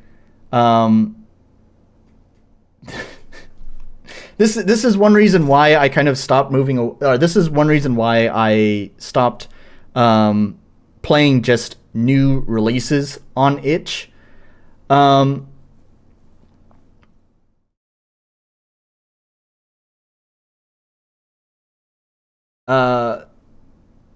Because as I mentioned before, I started moving to new and popular, mostly to try to get away from games that have like zero attention on it. I still occasionally play games that have zero attention on them, but the hope is that, like, when you are the first person to give like public attention to a game, like, it should, in a perfect world, that should be a good thing, right? It should be a good thing. But as the developer, if their first attention on the game is for people that are kind of like shitting on it, it really can feel demotivating. Like, I know that there is valuable information there, because when Mr. Orc streamed my game, it at times felt like he was just there to shit on my game, and it did feel demotivating. But, after taking some time to think about what he said, it was valuable. I was able to look past all of the emotion that was in it. But we can't expect everyone to do that kind of thing. Not everyone is going to say, well, okay, that was good. The foundation of even if the points presented were kind of presented in kind of a rude way, the points are still valid. Not everyone's going to take time to do that. It might just it might feel demotivating. It might make them want to stop. And there's to me, a lot of my problem is also sort of with the main host of the podcast. A lot of time it feels like disingenuine positivity. And what really kind of rubs me the wrong way as well is that if you look at the description, is that the description is, first of all, just like the first, before the fold, it's just sort of like tags and just like text about like who the main host is. And then below that, there's like some, links promoting themselves. And then below that, there's like one line that doesn't say what this link is. It's just sort of like a vague hint, like if you wanted to challenge yourself, then click here. But like, it doesn't even say what that link is. I had to click on that link to find out, oh, that's actually the link to the game. Like, the one thing I do, and I've had a lot of developers tell me in the past, is that whenever I do these streams, they see an uptick in the number of views and the number of downloads that they have on their game. I obviously don't have stats for, this podcast, but I wonder how much they're actually benefiting the developers when they go in there, they give this disingenuine feeling positivity of like, we just want devs to, just keep working at it. And then you like stuff the link to their game like below the fold, below all of your own promotional stuff. That feels, I don't know, it feels very self-serving to me. I really like, there's a difference between being an asshole and just kind of, I don't know, I wanted to enjoy these podcasts, and sometimes it's kind of that kind of thing that it's like I can't look away from. I did watch the whole thing, but at the same time, I kind of felt, I kind of understood, because in the comment section, the dev was clearly a little bit frustrated, and it's sort of a shame that, again, that they couldn't put this at like the beginning of the next stream and saying, hey, this is where we were wrong about some things. We just want to clarify some stuff. I've had to do that in the past of my streams. I've said, oh, okay, I made a mistake in my last stream. And I always offer that to devs too. Even the devs that get angry at me. It's like, if you feel like I've misrepresented your game, let me know, and I'll issue a correction in the next stream.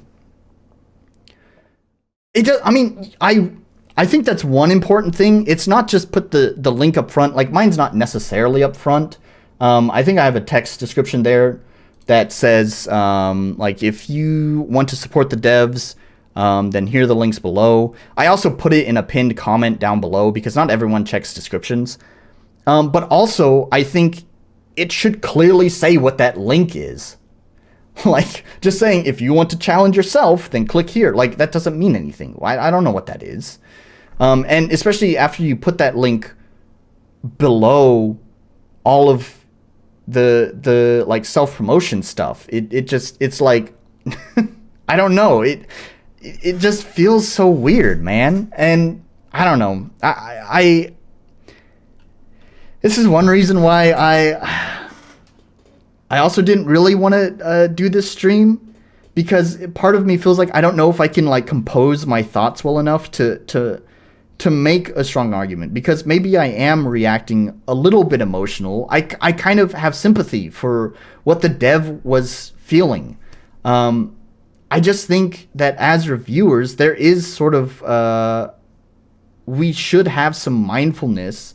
I know it is out for public perception, but there's a difference between someone leaving like a shitty comment and someone, in fact, 4 people who are reviewing your game at the same time on a live stream for an audience.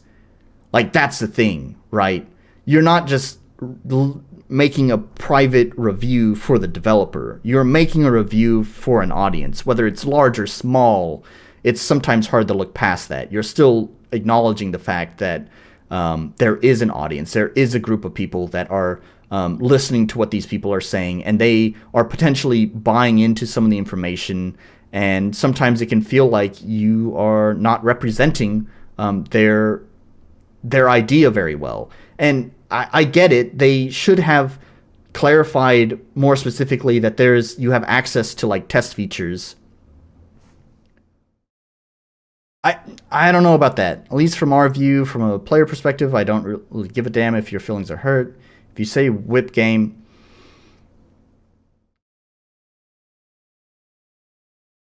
I mean, was it a here playtest my game? Because I mean, it's not like he came. I mean, correct me if I'm wrong, because obviously I don't know what went on behind the scenes. But it's not like he came to you guys and said, "Here, playtest my game."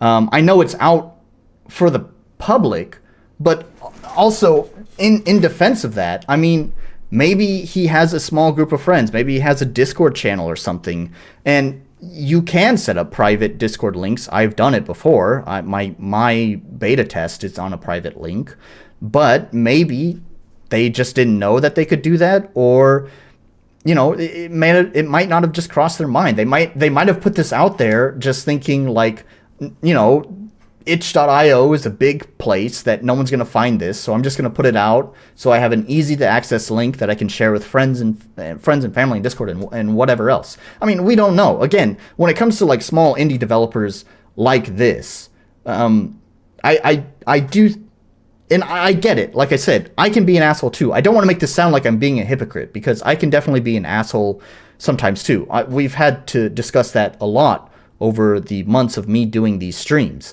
and we'll probably have to have that discussion again. It's just that I think there does still need to be some mindfulness as the reviewer of how you approach games, especially games that don't have like a lot of attention. I mean, if you have a game that gives you all items, max money, max everything, without any explanation as to why, given by a story, mandatory NPC with no notice, posted publicly, then you kind of say that, yeah. If they don't, sure, but it's still their fault for not informing themselves about how itch works. I don't know, man. Like, we can't always just we're shifting all of the responsibility onto the dev here.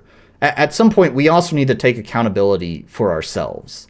Like I said, to me, if I were to have received just every item in the game, I don't know. I wouldn't know the answer, and I definitely encourage the dev to make sure that if there's something like that, they should probably make that clear. But I also kind of don't blame them for not making that clear. That's not something that you generally think about. I mean, when it comes to game development, I in fact, as game developers, I feel like this should be something that's pretty obvious, because there's so many times that we're going to write some sort of code or some sort of event or whatever, and we're going to think this is going to work, and then we play test it and it doesn't work, and then we go and check the code and we miss something that's so obvious. It's like, oh yeah, duh. Like, I mean, that happens. We are people. We cannot think of literally everything before putting it out on the internet. So that's just what I'm saying. Is let's take some accountability for what we've said too. And we should try to consider smaller developers that are putting their stuff out on itch for free. So I don't know. I admittedly, like I said, I don't know if I really wanted to do this or not. I don't know if I'm making my points very clear. I have sympathy for the dev. I don't think that they are free from criticism. I should also make that clear. They're not free from criticism. I don't know, man. I don't know.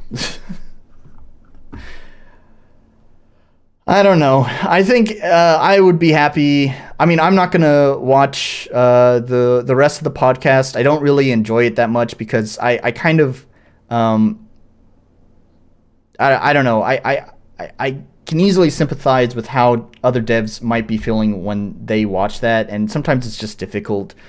Sometimes it just feels like I don't know. It's I don't know. But I do think it would be beneficial for all parties involved, including the hosts, but also definitely the developers, if we can make sure that we make the links clear what those links are for, that they are for the game, and it should be above all of your personal promotion stuff, and it probably should also be in the pinned comment because no one checks descriptions. Um, let's see, I don't feel I'm obliged to or that I owe anyone sympathy for no reason.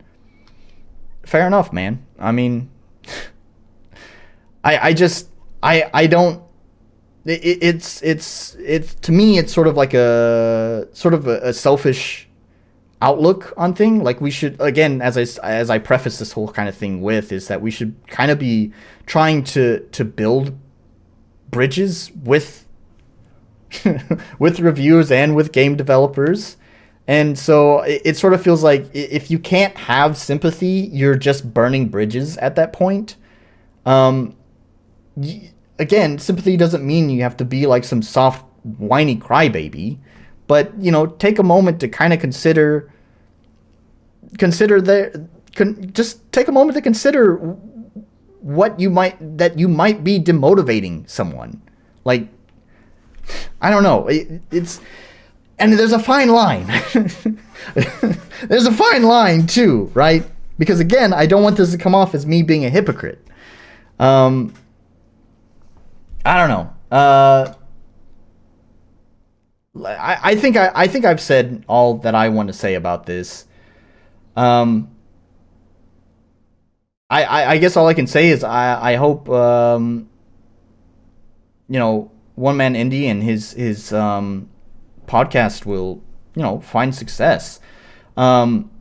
This is a totally arbitrary metric, but I do sort of wonder if I'm alone in this feeling or not, because last time I checked, WooTBM's post about his channel got a lot of attention. Of course, Alice's got a lot of attention, and even my post about my live streams got a lot of attention. But OneManIndie's post on the forums about his, last time I checked, it wasn't really getting a lot of attention on it. So I could be wrong about that. Maybe a lot of people started posting there, but I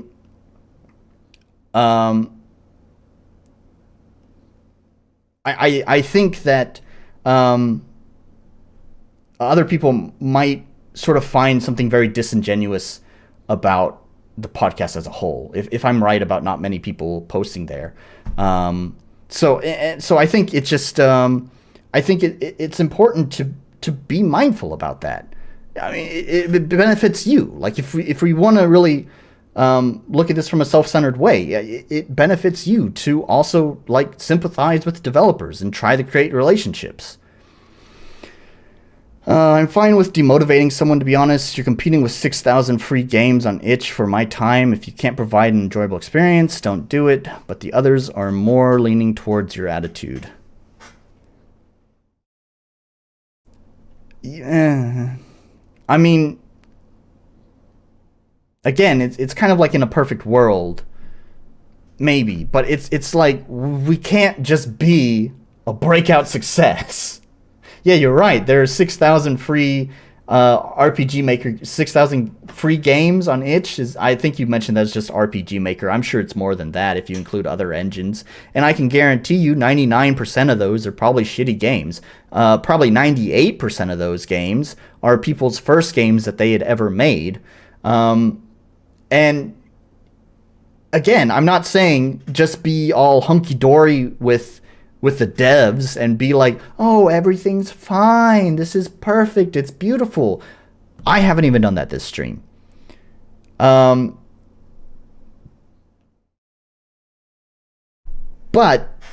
we should also just, I don't know. We need to make sure that we are not demotivating people, because I think we can have more good games that you do enjoy to play if people can work through the games that you don't enjoy first. Because you have to learn. And it takes time to learn. And it takes practice to learn. And so you're going to make a few shitty games along the way. Considering Fidel is only my third game, there's a lot of possibility that it may be a shitty game. Because it's only my third game. I have been doing music for 12 years.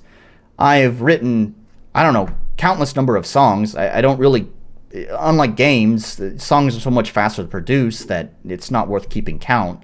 But we can at least say hundreds of songs. And honestly, I feel like people hadn't actually started noticing my music, until really I started doing Fiddle's soundtrack.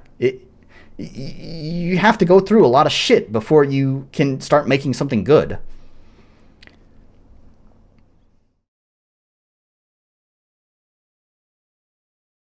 Yeah, okay. I will. So to refocus this back on the positives of your stream, I could tell already by watching. Let's just jump into it. I think this is enough discussion. I could tell by just watching it that the just bi-directional attack will be annoying. I will definitely agree with that. I'm not going to disagree with that. So I hope that the developer, I do hope that the developer can fix that. Oh, it's really quiet. Even with the volume cranked up, it's still kind of quiet on stream. Oh, the controls are a little bit different. Oh, we have WASD.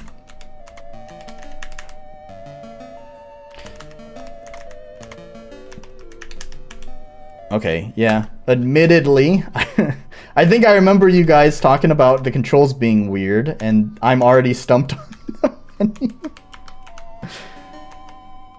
So yeah. We, L? Was it L? You quickly stir awake. There's nothing around you but darkness. Okay, it was L. Just an echo, follow my voice. Ajax, do not fret. You had a dream recently, did you not? I know what it is like to want to explore, discover. So I have come to grant you a boon. You will have... This is what I was saying in a previous game that I played just earlier today. Please don't split your sentences across multiple text boxes. You will have the chance to set out in the world, find your destiny. Even I said I was genuinely liking the whole art style, and honestly, and the way... Sorry, I was interrupting myself while I was reading. The way they did the dialogue, and when do I ever say that? The controls weird cheat mode, and all this stuff. I don't honestly remember, all of the hosts were kind of blend together at this point since whenever I watched the video. I do remember feeling that part of OneManIndie's personalities sometimes felt kind of disingenuous at times, but that's besides the point. That's kind of more of a personal attack. Let's not go down that. I don't know. I think I kind of remotely remember not necessarily hating everything that you said. I don't know, man.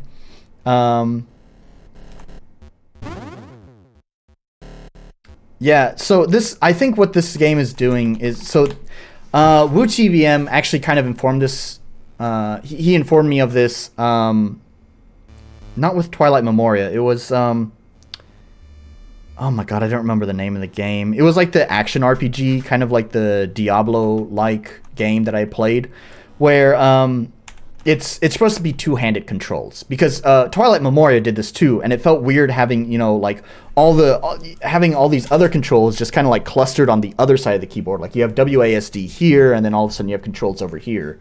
And WooTVM informed me it's supposed to be a two-handed keyboard control. So that makes sense. And I will say my argument with that, it makes a lot more sense now that he said that. However, it's not really a standard control that I'm familiar with in a lot of games. And so I really do think that it would benefit developers if they go that route of using a two-handed keyboard control, that they should frame it like that. They should, because when WooTBM, like obviously Twilight Memoria like showed me all of the controls on the keyboard, and if I was a smart person, it should have clicked in my head, oh, put your second hand right here on the keyboard. But sometimes I'm a smooth brain, and that didn't click. So once WooTBM actually framed it this way, when he said it's a two-handed keyboard control, suddenly everything clicked. It's like, oh, yeah, I get it now. So I think it would benefit developers a lot if they go this route to make sure to frame it exactly like that. It is a two-handed keyboard control. Please place both hands on the keyboard. Yeah, I'm really not disagreeing. Even D7 and Cychronic went a little wild on that episode. Usually it's just me being really harsh, which is good contrast. I can see how it quickly becomes too much when all are on the same page as me all of a sudden. Yeah. All right, cool. I'm glad to hear you say that, man. All right. So L is interact, right? J? Okay, it's suddenly changed. All right, just as I was talking about this.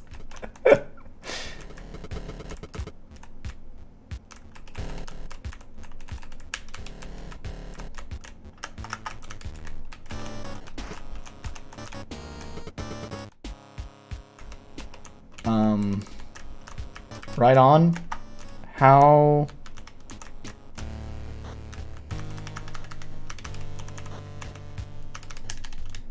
Is it a mouse? No.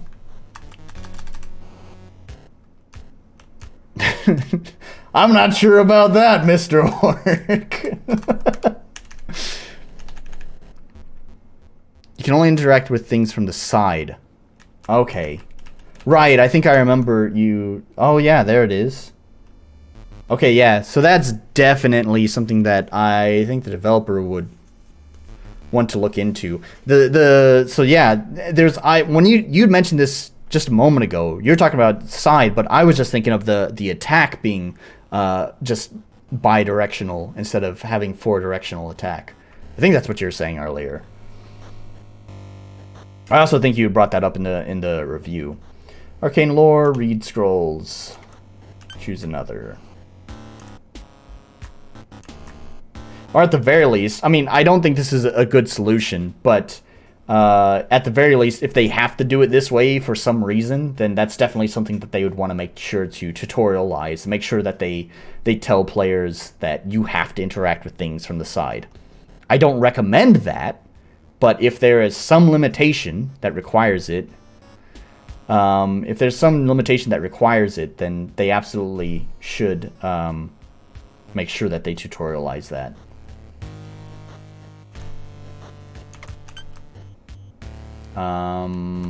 What is this? Pick locks, see hidden... Nah. Yeah, that make it a side scroll. I don't know. So some of the levels when I was watching it kind of remind me of like 2D Zelda, like the top-down Zelda dungeons, and that's actually one thing that I thought was really cool. Because I think Nintendo's kind of moving past the whole top-down Zelda thing. I don't know. I guess they just released Link's Awakening, the remake, not so long ago. I didn't even read what that did. Whatever, I'm not going to waste too much time on this. I'll just select it.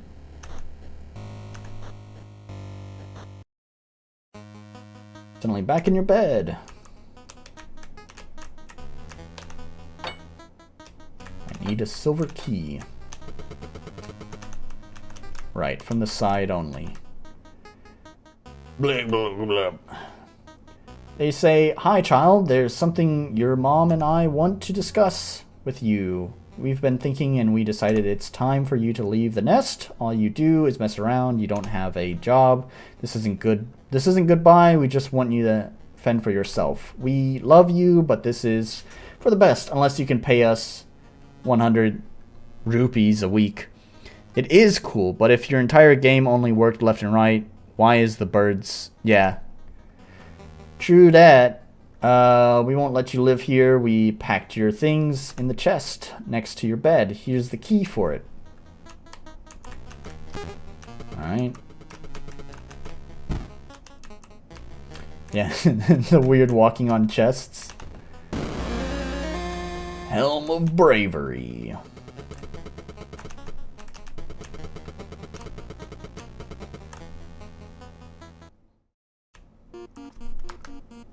Oh, that exited the full screen. I was trying to open the menu. Is there a menu?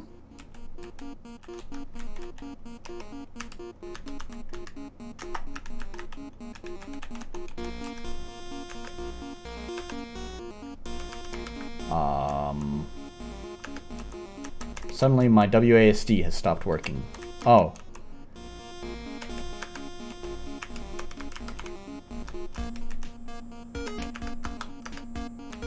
There it is. Okay. How do I close? Okay, it's C. Alright, yeah, these some just some whack-ass controls, man. 40 Winks protocol active. Exiting protocol. Blurb blurb. They say the fish are being elusive.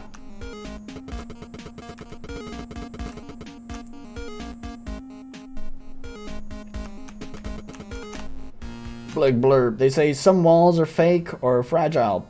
Pass through or break them. Blurb blurb. They say fairies should be easy to defeat by someone like you. Oh. Oh, okay, alright. Oh, okay, they can hit me through the wall. That was cheap. Oh man, I should have saved. Let's go through this. Just get the same thing. What does it do? Prestige. I don't know what that means. But I'll just stick with the same choices last time.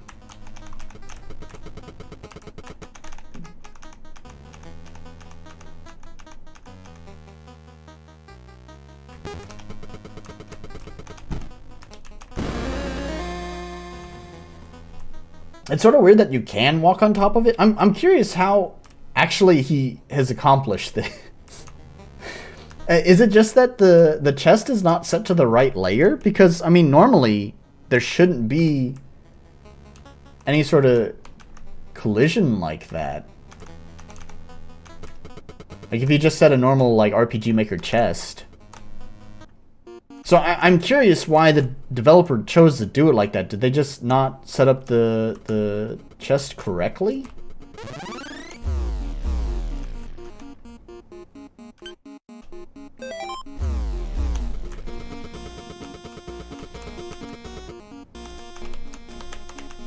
Okay, so that's not available. Oh, okay, I do have the sword already. That's parents' house. I want this one. Can I break these jars? I sure can.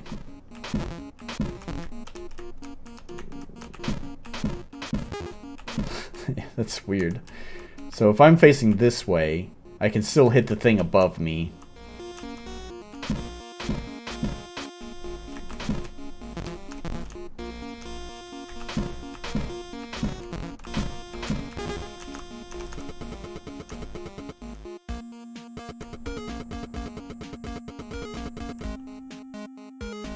Exit.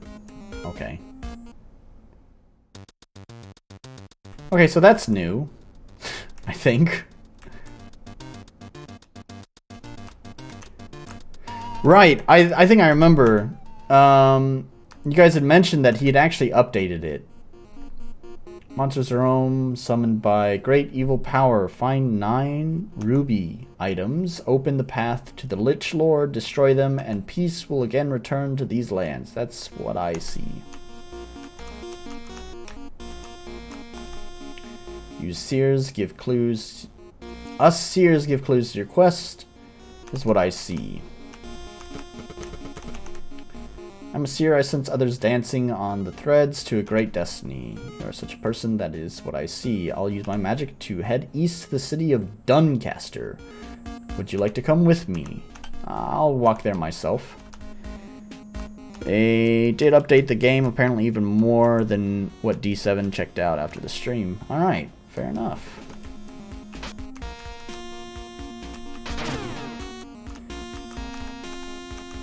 They say, Benjamin, no! Say, you seem pretty tough. Bet you could get damaged 3 times before dying. Sure can, Mr. Man.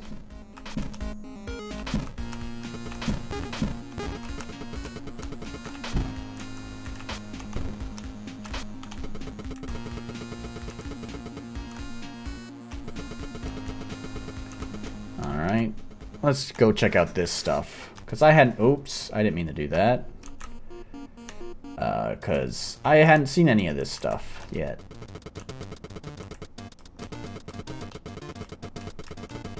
And there's kind of like a... smooth camera movement. Was that when I was exploring around too? I just noticed it now.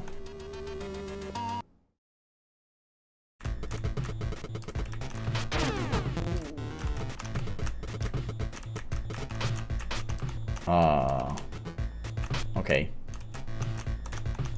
I guess you just can't go that way.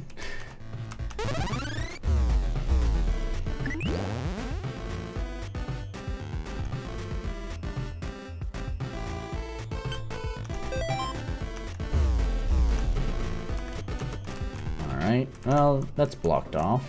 Oh my gosh. Okay. That seems a little bit unfair. I didn't even mean to. And I die if I just accidentally step 1 pixel too far? That's a little silly. Like, maybe my expectations are wrong here, because again, this game kind of reminds me of like the classic top-down Zeldas, but they would usually just take a heart away if you, slipped off the side like that. Oh, okay. Alright, well there we go. I think I remember you mentioning that, now that you've said that. Yeah. I wonder if that's maybe because the developer wasn't sure how to save the position. If I had to make a guess. I don't know. I'm just shooting out my ass here, but maybe they knew how to make the fall, but obviously you need the player to respawn back with 1 less life, and so maybe they just weren't sure how to save what tile the player was last on to respawn them back there.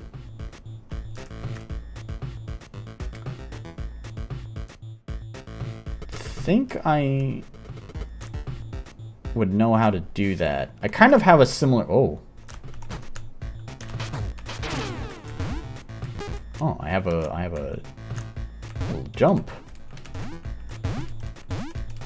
Oh, that's kind of neat. I mean, I don't need to do that over water, but still.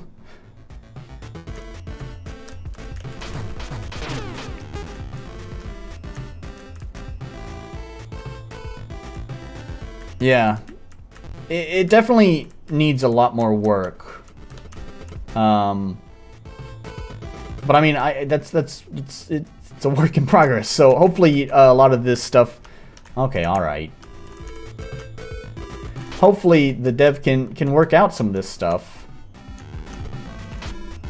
It'll just spawns you back at the entrance with 1 less health. Not that. Oh, okay. It just spawns you back at the entrance. I thought it spawned you back at the nearest land tile from where you fell off, or except whatever land tile. Sure. But if it's just back at the entrance, then yeah, that's pretty easy. That's actually how I definitely know how to do that, because I have that system set up in my own game with the lava tiles. If you are silly enough to stay on the platform when the platform disappears, then it will spawn you back at checkpoints that I've set up throughout the level, and it just saves your point. It just saves, like, when you step onto the tile, it just saves that to a variable, and then when you die, it just puts you back there. Oh, I wasn't reading that. You say, I think I saw a huge creature behind this gate. I hope there's no nearby means of opening it.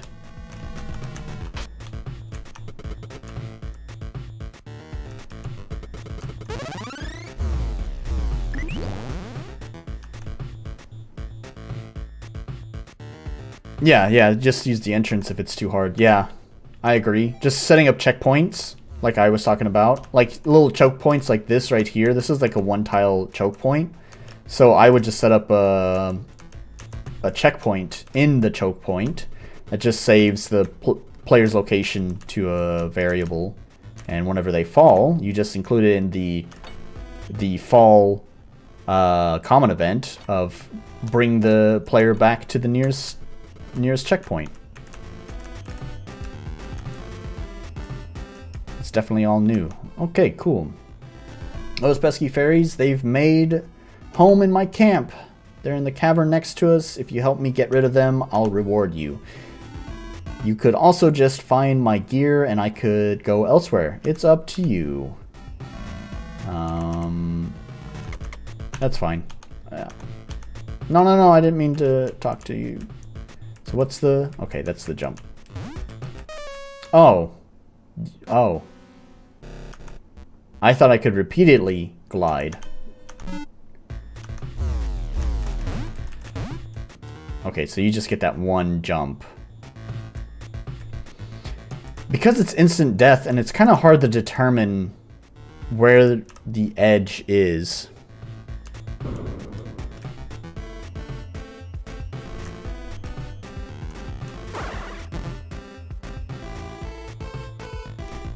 Okay, I didn't want to go this way just yet. I want to go try the fairy thing. I remember, I think in you guys talked about this fairy thing not working. Oh. Okay, well, in that case, I guess you might have just blocked it off if it's not working.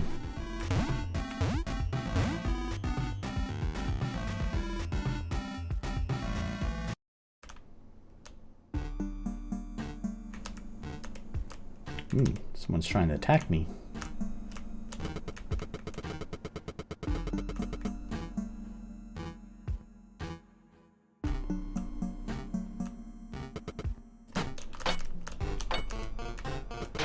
Oh, okay. Alright, that's also instant death.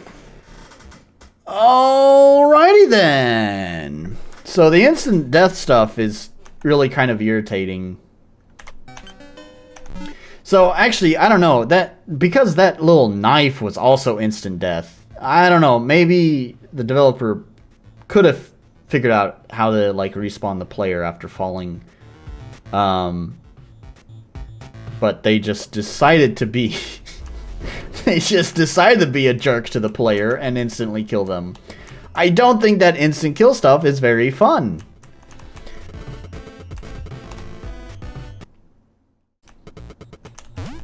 Oops, wrong button. Can I attack him through the wall? I sure can.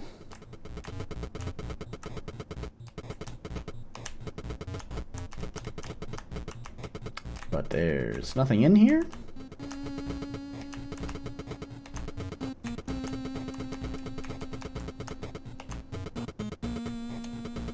Yep, nothing in here.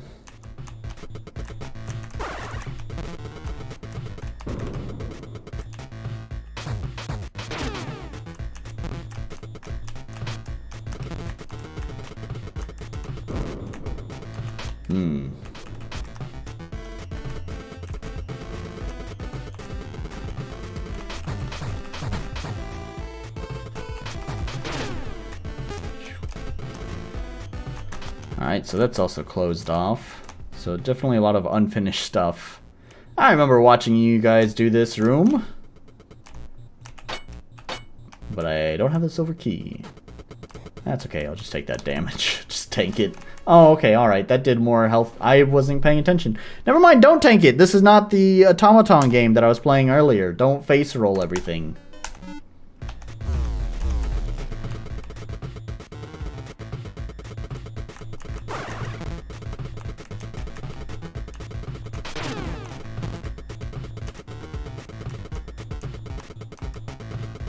This one? No, not that one.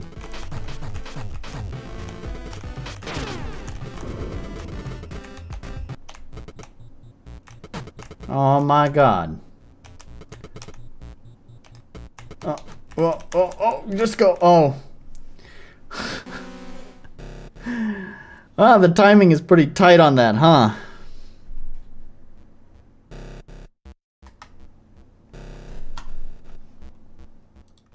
Yeah, I think probably one of the most frustrating things here is probably like the instant death stuff.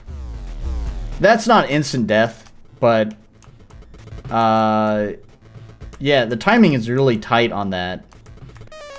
Oh my god, speaking of instant death, you're just 1 pixel off. 1 pixel off and and it's over.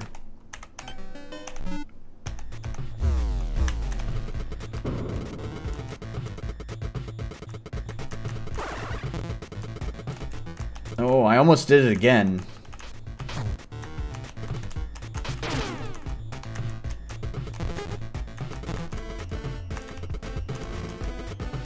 Alright,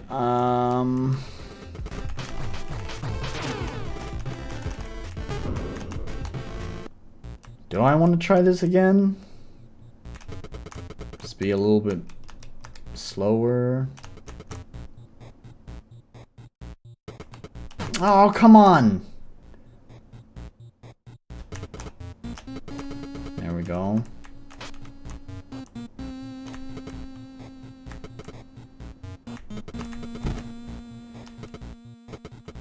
It would be nice if they'd turn off the... Oh my god, I forgot to hold down the run key. It would be nice if they'd just turn off the fire spitter things after you solve the puzzle. Zelda does that a lot. I think just 1 pixel too far forward. I feel like I've done that in my own game as well. I can't quite recall where, but I feel like there's been a point in my game where after the player solves the puzzle, I just like turn anything unnecessary off, because it's like they already did it. There's no reason to make them have to do, like, just waste their time.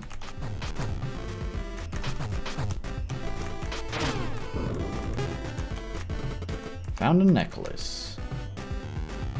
Okay, I have that. Alright.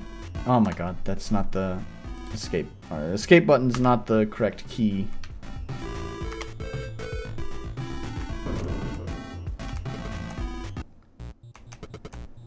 Alright. Let's do this better. God damn it.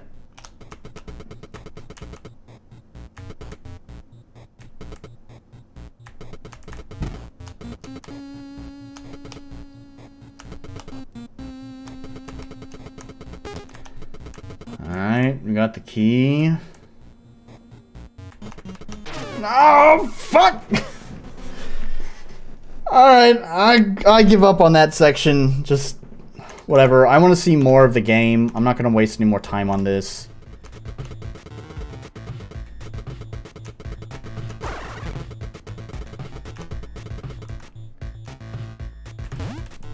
Oops, wrong button. Probably should just exit the dungeon. Again, wrong button. Because there is that town that I'd like to see.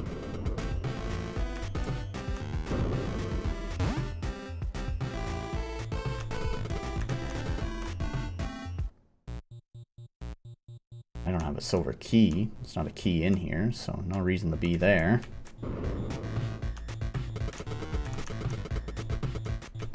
Exit. Oh.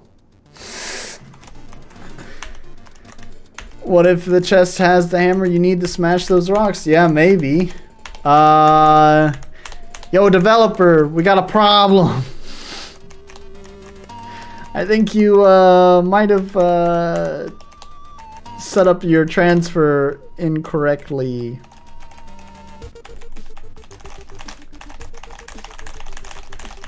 All right, well, that's unfortunate.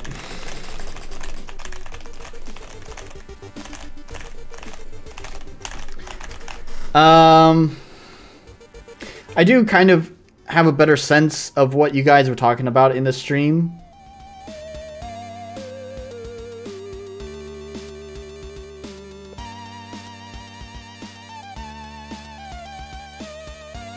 Yeah. I do kind of get a sense of... I have a better sense of what you guys were talking about during the stream. Some of this stuff can feel really frustrating. Because it's like, I'm soft locked at this point, so I just have to restart. I mean, at least the save wasn't that far. Oh, that refreshed the whole page, right? It's not a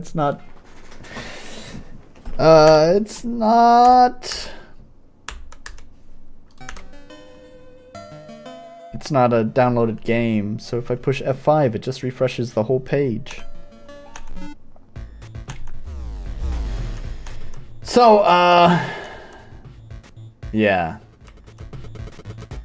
At least the save was not that far behind.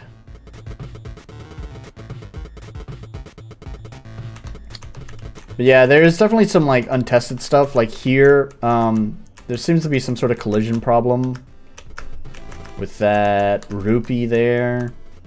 And then the transfer didn't work right. Oh man. I do think it would benefit the developer to playtest the game more.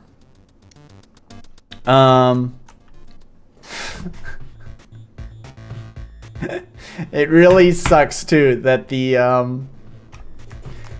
run key. It really sucks that the run key, the sprint key, is the same as the activate key, because as soon as I go to this map, I want to start sprinting right away, but what winds up happening is I just enter the place. The reason I didn't immediately stop playing after the instant death and bugs is because saves are always close, but that doesn't make it good. No, I absolutely agree with you on that.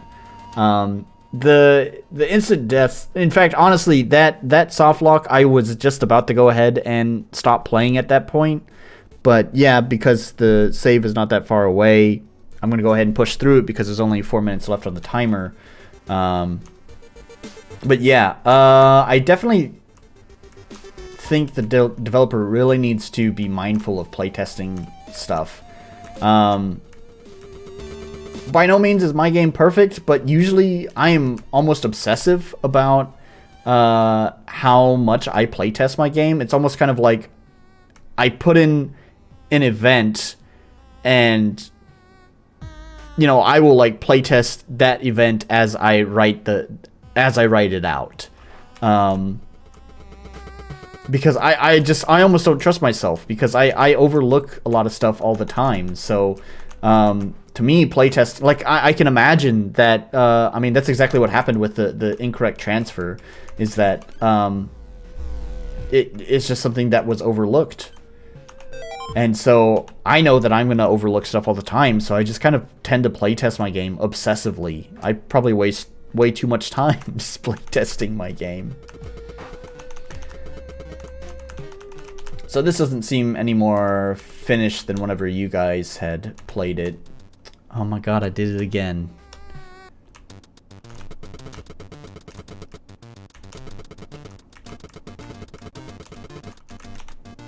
So this wizard said they would transfer me somewhere. Wait, was it this one? No, it's the other one.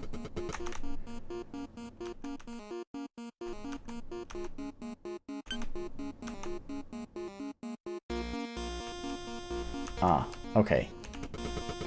So, that doesn't...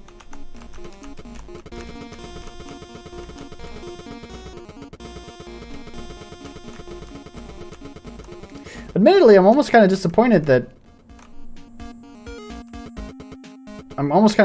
they didn't have the...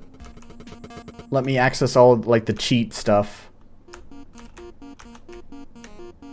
Because I would have just liked to just kind of play around with that if the game is not finished.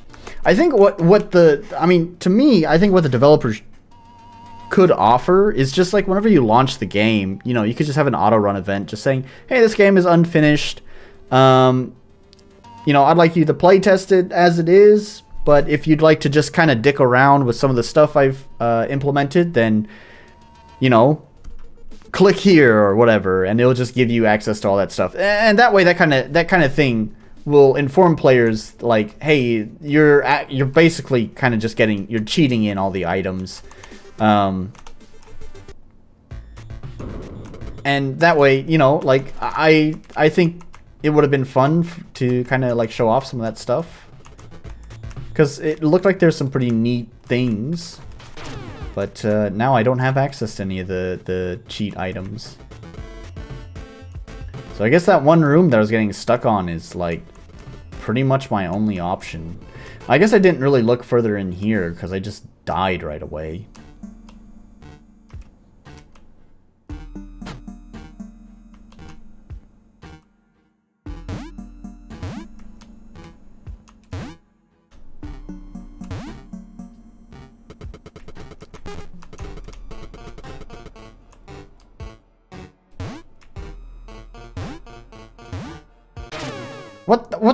What killed me? I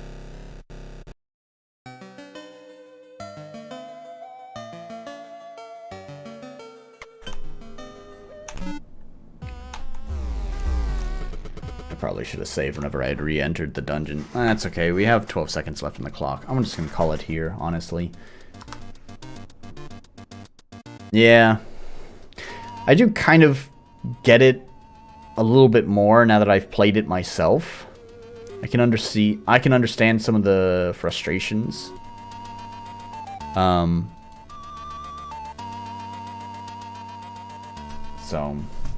yeah, it's a cool game that I do hope the developer will work on some more. I would probably pay for this game, were it in a finished state, of course.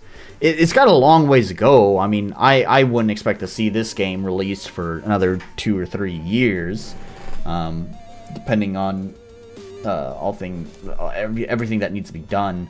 There definitely needs to be a lot of polish. In the case of sharing the game online, to me, I don't really like... Let me close out of this so we don't have the music going on in the background.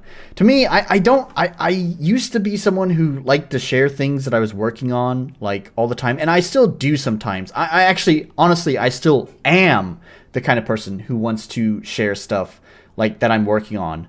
Constantly, I want to be like, oh man, check this out, look at this thing. But I've always found that whenever I do that, it sort of kind of tends to kill the momentum.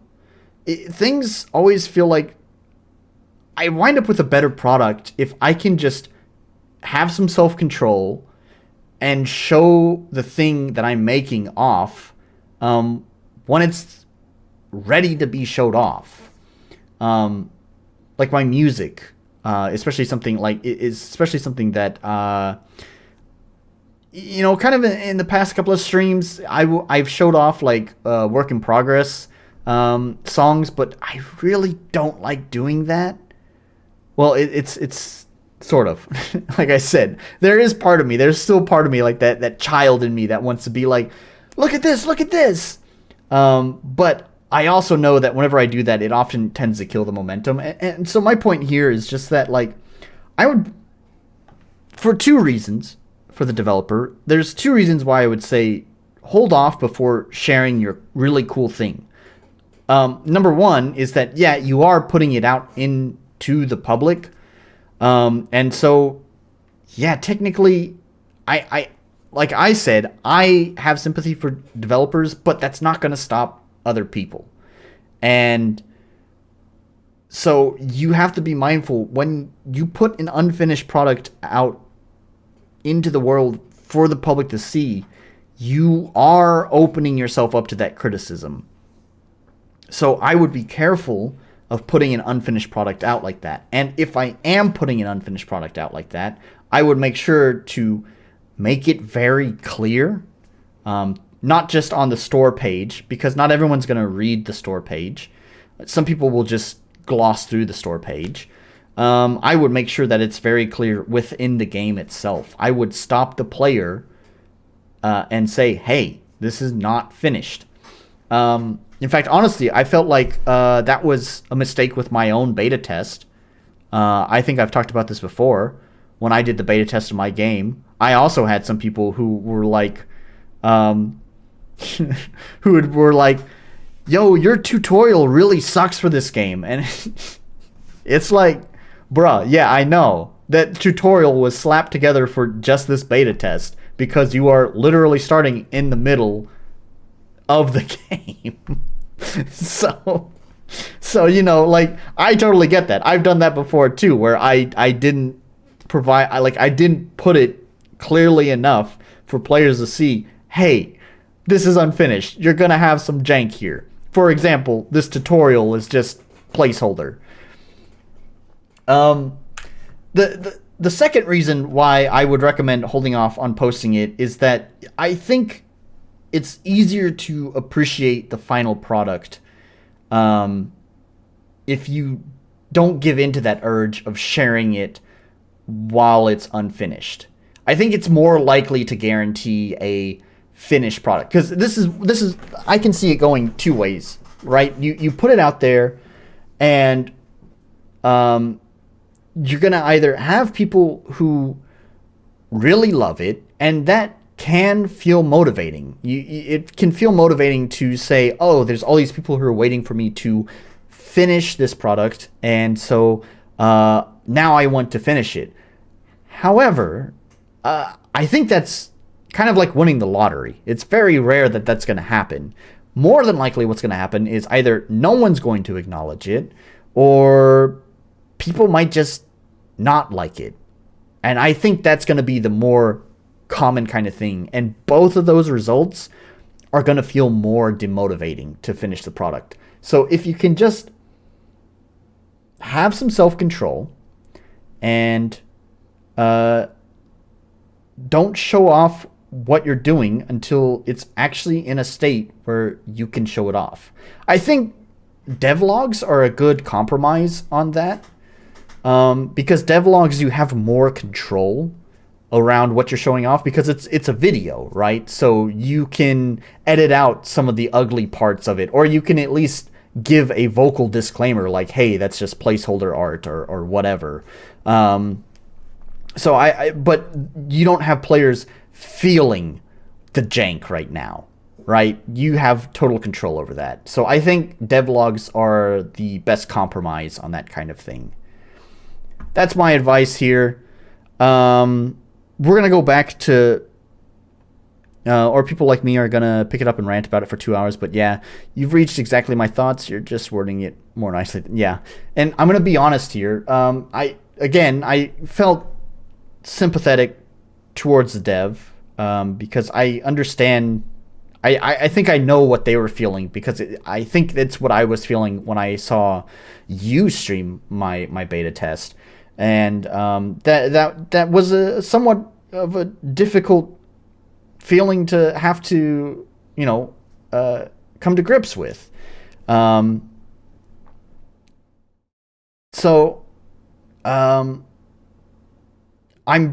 just want to kind of give it a second chance. It has its jank, and we're going to go back to being an asshole here in a minute, but I just wanted to kind of soften things, just to kind of give him some relief, give it kind of a second chance, because I like I said, I had sympathy, because I felt like I knew what he was feeling. So anyways, I have a feeling we'll be back to being an asshole the next game, the last game that I'm gonna do. We'll see. I have a feeling we're gonna see a lot of jank. Accessibility, clarity, balance, unique identity. Yeah. definitely an unfinished game. Technical. Actually, no, I'm going to take the technical away too because I got soft locked. So, yeah, 1. Yeah, it's pretty rough.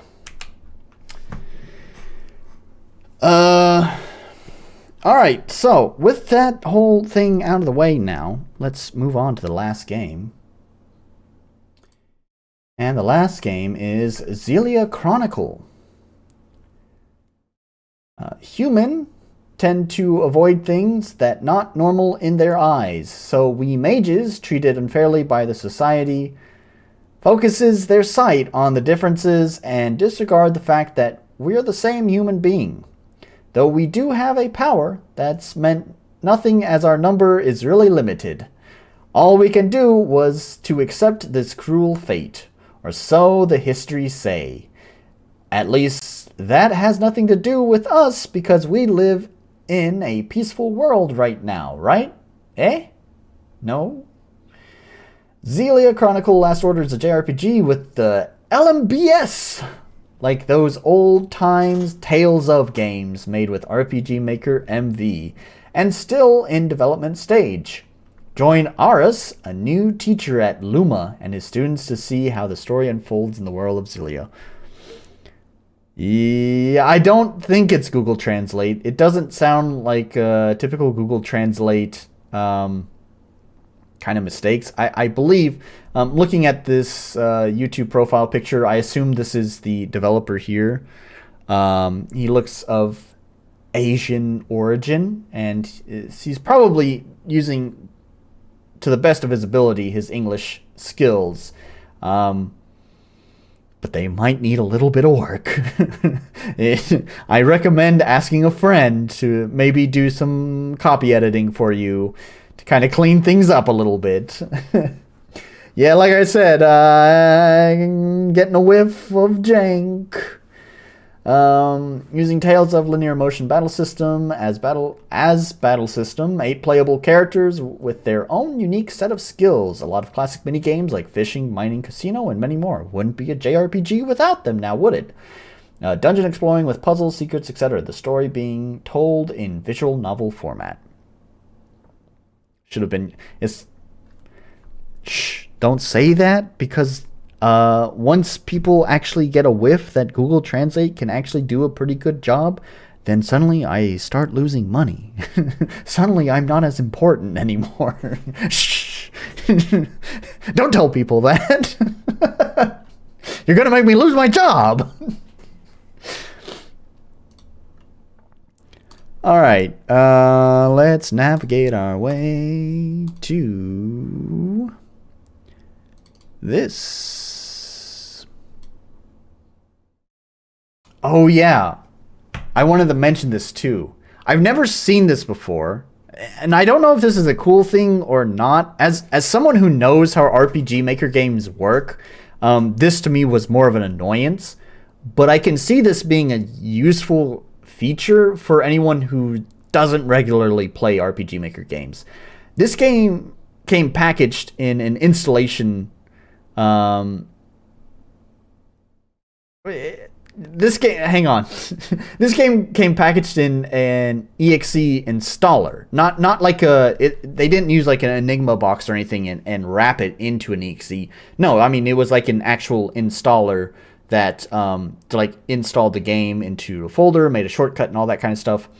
Like I said, as someone who plays a lot of RPG Maker games, this was just putting a lot of unnecessary steps between me and just getting to the game. But like I said, I can imagine for someone who maybe is not playing a lot of RPG Maker games, that might be useful.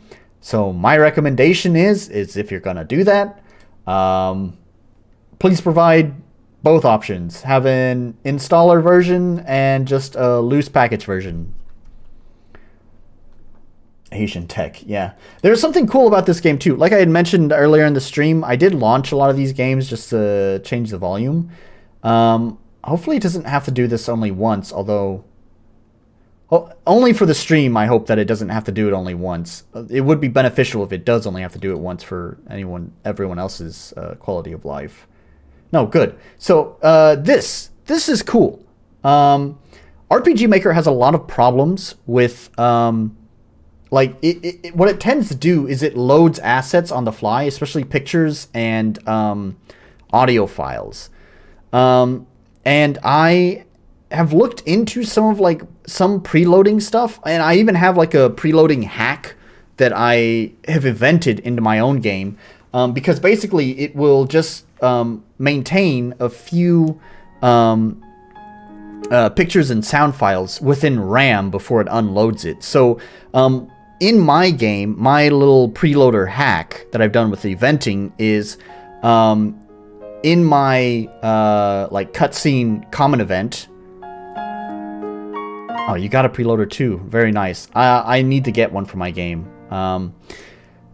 I use this little hack to preload, and it's not always effective. Basically, I have a common event that runs at the beginning and end of any cutscene, and part of that common event, I've added a preloader section where it loads, it shows all of the images necessary for the cutscene, but they're invisible. It just like loads them invisibly onto the game, plays any sounds with 0 volume, so it loads them into RAM, and so hopefully it'll be used. But of course, it's only stored there for so long before it gets wiped out. So, and considering it only runs that preloader at the beginning and end of the cutscene, it's not always effective. So having a proper preloader instead of using RPG Maker's default way of loading assets, I think is really beneficial. So I'm gonna have to look into that. Where's my timer?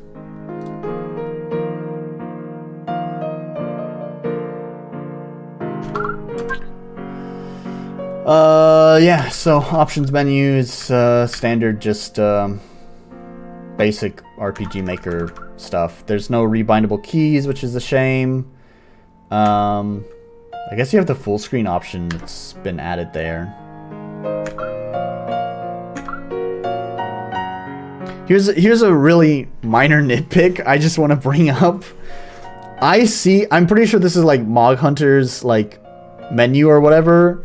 I see this used so much. I'm so sick of seeing just particles doing this. I don't know. I guess it's nice to have motion on the screen, but I don't know. Like I said, this is the most minor of nitpicks. It's obviously not going to make or break a game, but it would be nice to see a main menu that's trying to look polished, not just have mysterious particles floating around. Or the other one is having, of course, cherry blossom petals. Believe it or not, Japan is not always just pink. In fact, believe it or not, cherry blossoms is a very short... Oh, it's just auto-progressing, huh? Anyways, believe it or not, cherry blossoms is actually only about a week or 2 long, and then the rest of the year is not pink. Alright, I missed what it said at the beginning. Oh, it's gonna do the preload again. Alright, so I do kind of think that's annoying. You can't just refresh the game. I guess that's a very RPG Maker kind of thing, though. But I don't know. I think that's... Yeah, I don't know how I feel about that. I guess it's fine.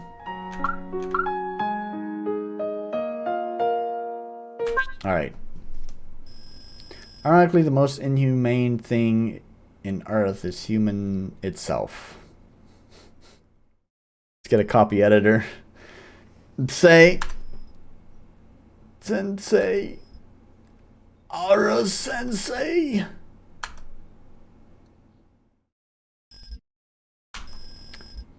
Good morning, Riala.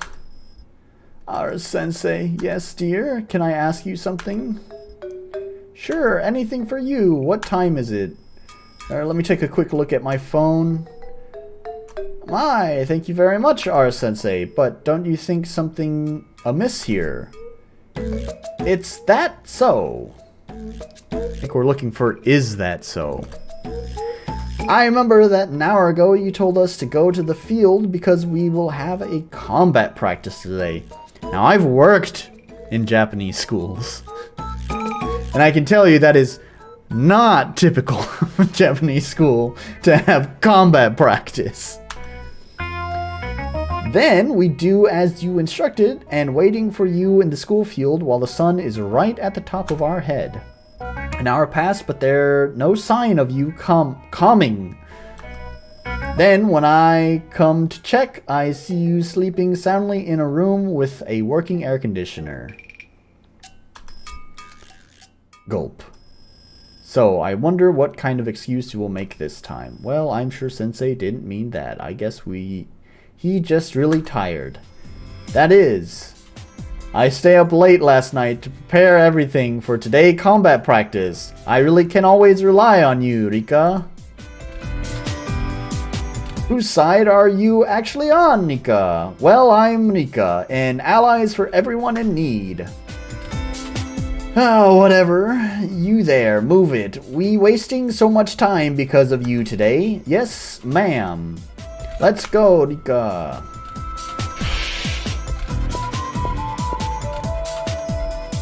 See you later in the field, Ara-sensei. Let's hurry and go to Luma Field before they riot.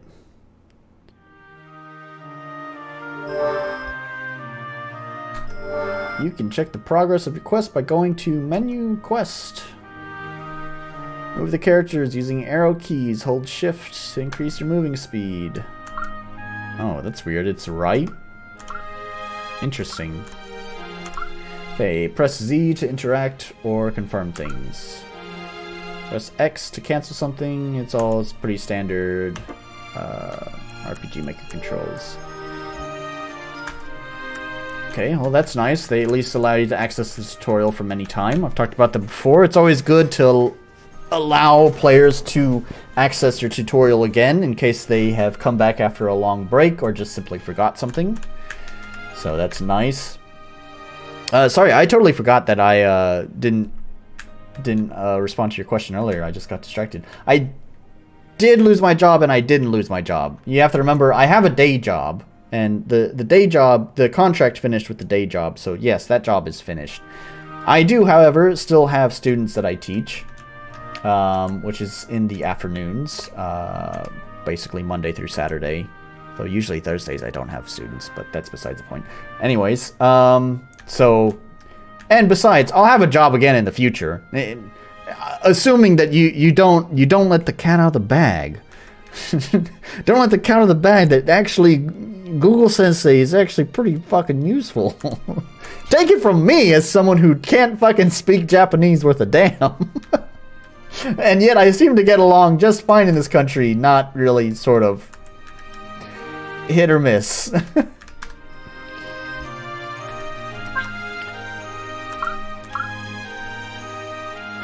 Is this a Mog Hunter menu thing, or is this or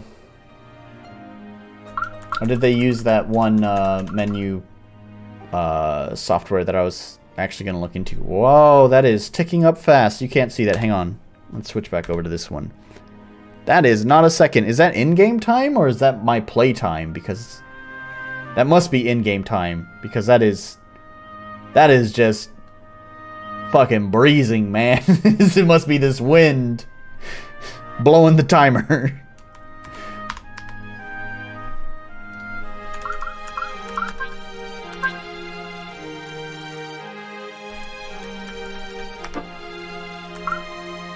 Menus seem nice.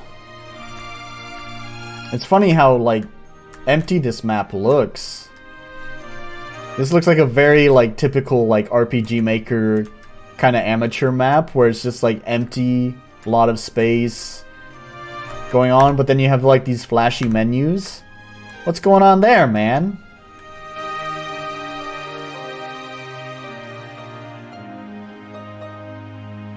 Like, I kind of get this vast swath of concrete as someone who has worked in these kind of schools. However, maybe throwing in a crack here or there and maybe moving this tree line up. It doesn't have to be wholly realistic, you know, would maybe tighten this map up a little bit.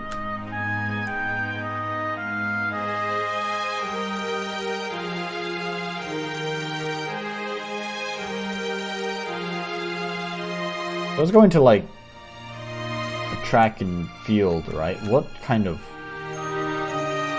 Wait. Oh, is this going under? Oh, I couldn't... Didn't know that was going under.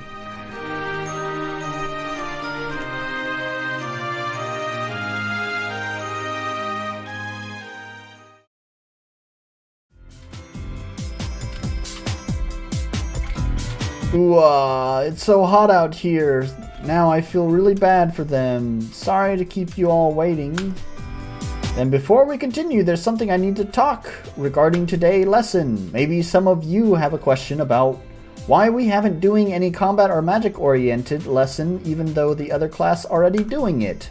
Usually a school have some kind of rules that the teacher need to follow, so every student will receive the same amount of knowledge even though the teacher who teaches that said subject is different from class to class. But in Luma, every teacher is given a freedom on what or how they want to teach their class, as long it's on the right track. I have no idea what's going on. Like, I'm reading words, but it's not like I'm not processing what I'm reading. They're just words. So in my case, I just want to assess your ability first before we going any further. And I want guys to know each other first so that you can have a gist about what your classmate capable at. That all I want to say. Okay then, any question? Someone raises her hand. Yes, Velvet.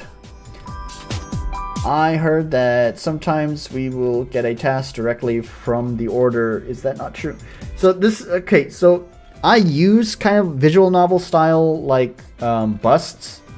And I always try to make it clear who is reading. I think this is also kind of like a first world, like, big monitor problem. Although I feel like 27 inches is pretty common for monitors, because that's what I'm using, is 27 inches. I don't know. Either way, I noticed in my own game that, you know, my eyes are focused at the text box down here, and I usually don't notice what's going on above the text box. And I know they have, like, the mouth moving here, but it would help indicate who is speaking if, again, this is what I do in my own game, is to dim the people who are not speaking. So you just apply the like, picture tint thing, and then just lower the brightness of them, and then you just have the brightness for the one. I don't know, I try to make efforts to make it very clear who is speaking in my game. There's a lot of things that indicate that. I haven't ever, and this could be a good thing or a bad thing, like, I don't think ever in my game I have more than 2 people who are in a conversation. No, that's not true. I do have some times when it's 3 people. Anyways, but normally I just have 2 busts on screen. Because I try to leave the middle of the screen visible. That's for my game. This game just uses a background for the visual novel art style, but I do have, like, my sprites and stuff on screen, so I try to leave the center open so you can see the sprites doing any actions that I direct them to have. But then I have the busts on the side. Nameplates will shift left and right across the screen, so, and it'll align with whoever is speaking. So Fidel is usually on the right side, and anyone else is on the left. And then second of all, of course, I have the sound effects that play to indicate who's speaking. For example, obviously Fiddle is like a little violin sound, so whenever she starts speaking, her first line will begin with a wow with the violin, and then all the other characters also have their own sound to indicate that they are speaking. So we have the dimming busts. Yeah, right, exactly like that. Yeah, you would normally fade the lighting of the bus that the people currently... Yeah, exactly. And that's what I'm saying. So I do that in addition to moving the nameplates and also using a sound to indicate who is speaking as well. So that way there's a lot of different things indicating so people know clearly who is talking right now. Good question, Velvet.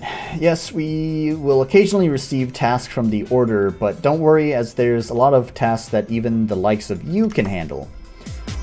Why did I have a feeling that he is mocking us right now?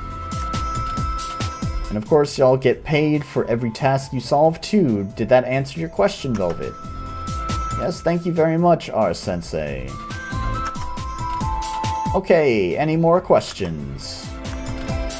I'll take that as no, then. Alright, we'll start our first combat lesson now. Line up in the field, and we'll start with some warm-up.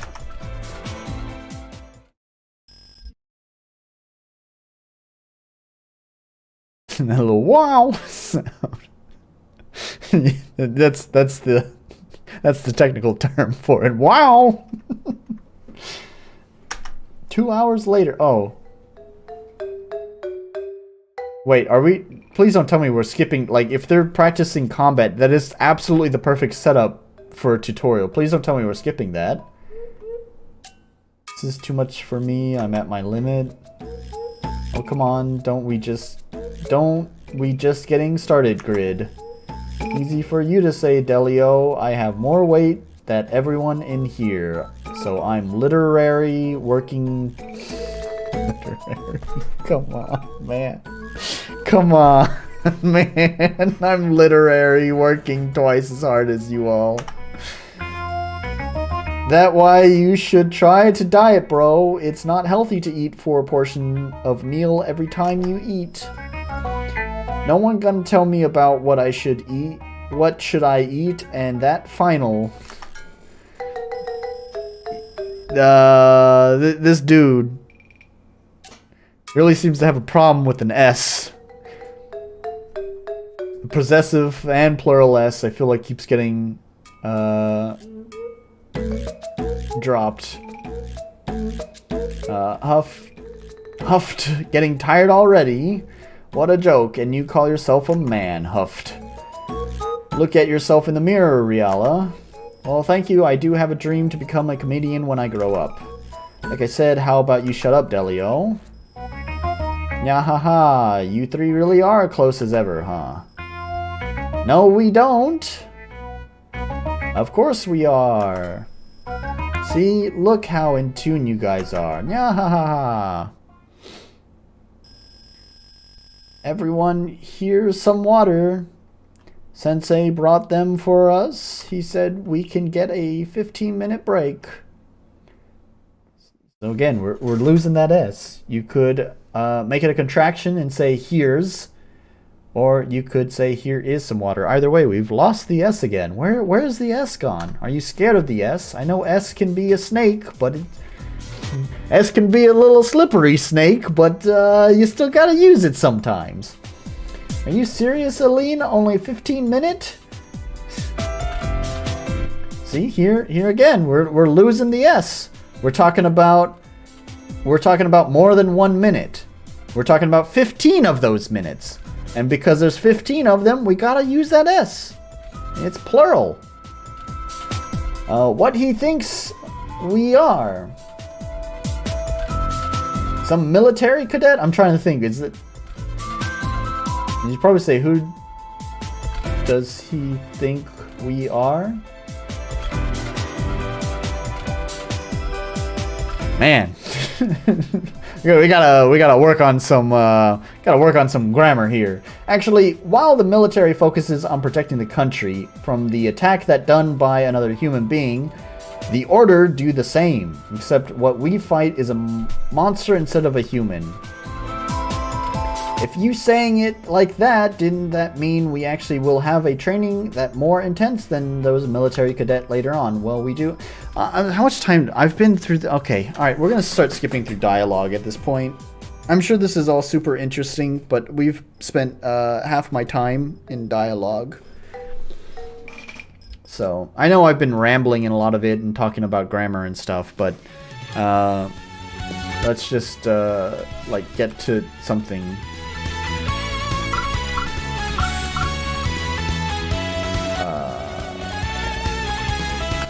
He even calls it arts? Come on, man. Why does he call it arts? It's the same thing as the Tales games. He couldn't come up with his own. This is almost a little bit too similar. Like a lot of the menuing too kind of reminds me of the Tales games. This is a personal like pet peeve of mine. I think I've ranted about this before in the past. I feel like I've made this rant before. Like you see a lot of games that like do exactly what Dark Souls did, and it drives me nuts. It's like there is a cool Dark Souls formula that you can take and manipulate into your own thing. But rather than doing that, everyone does exactly the same thing. Like you have to have the, you know, like black, the faded black background come in when you die that says you died. Like everyone like why does it have to be like that? I don't know. Like one thing, it's just such a pet peeve of mine when games can't even be asked to come up with their own identity. They just instead just like rip someone else's identity. And sometimes that's fine. But when it's like your entire game is nothing but like a ripped identity, it just starts to feel like, what did you even fucking come up with?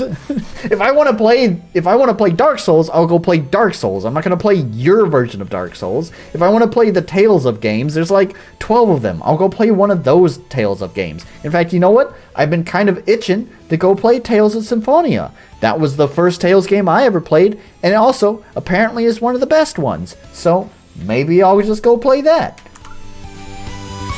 Sorry, what is that? Press left or right to move your character left or right. Holding shift key while moving will make your character sprinting. Press up key to make your character jump. Press again the up key while your character is still in midair to invoke double jump. Press... I think that's supposed to be the shift key. But that almost looks like just another up key. I would be careful about that. I would make sure that the key looks very, very distinct. Press the shift key while your character is still in midair to perform air dash. Hold the alt key down to make your character enter the guard stance. This is a lot of shit to remember. Okay, so we have movement, double jump, dash, guard. Press Z to perform basic attack. Oh my god, it's still going. Press X to use arts. Press Q or W to... Whoa, buddy! Okay, so we have...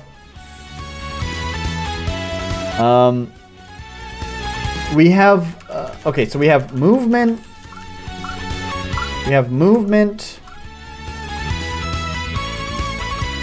and sprinting, double jumping, dash, guard, attack, magic, change characters, battle menu, and that's it. Okay, so, and I remember actually, Orc, you complained about this sometimes, but this is actually a teaching technique, and I use it in my game a lot. I probably, and this is why you complain about it, I use it a little bit too overzealously in my game. There is priming and, fuck, I don't remember the technical term. Priming is like the first half where you introduce the concept. I don't remember the technical term for the second part, but it's reinforcement. Basically, you prime students, you give them the information, you kind of gloss over it, and then you repeat that information, but in a more kind of conclusive, like, condensed form. So like you'd have long form introduction, and then at the end of all that you go over the same information again, but you condense it down into a summary. And for this kind of thing, I like I said, in my game I was a little bit overzealous with that kind of stuff. But for this kind of thing where you have a lot of information that's coming out of the player at once, if you're gonna do it this way, which I don't advise you do, you should really consider summarizing everything you've just given.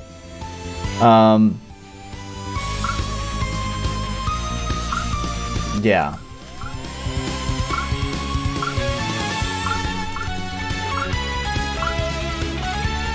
Okay.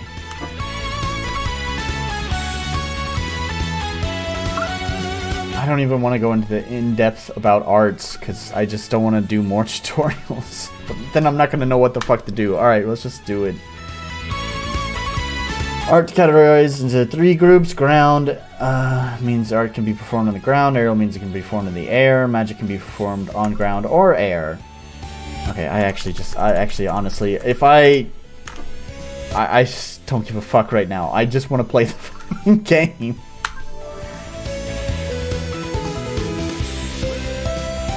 Let's see, you can reread the tutorial by going to menu, items, key items. I will, once again, repeat this point. This is good. Allowing people to re-access tutorials again is always good. Especially since I kind of, whoa, okay. Oh, I thought it just kind of froze there.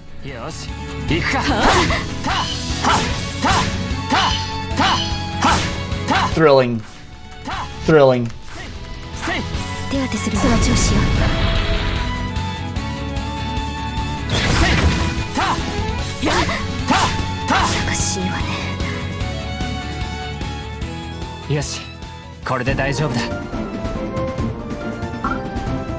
Yeah, if some explanation is a little long, I'll add a, so to summarize, if you need money, count me, like a single, yeah, and that's how you do it. Yeah, so you give the information first. It might be difficult for people to retain that information, so to kind of remind them briefly, you just give them a summary, and then it's kind of like the brain will make the rest of the connections itself. It kind of solidifies that into place. Okay, that's enough, Velvet. Good job. I'm impressed that you really done well. You can go rest for a bit. Good work. But I'm not done yet. I can still... On second thought, I think I won't be able to land any hit to you in my current state. Yeah, I'm going to continue to skip dialogue, actually. We've only had one really, really basic fight, so...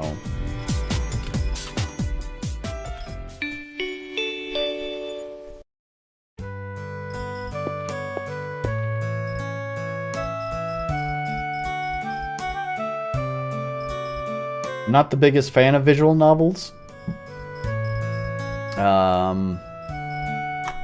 I really sort of feel like, especially since he has sprites and stuff, like the art looks nice, but the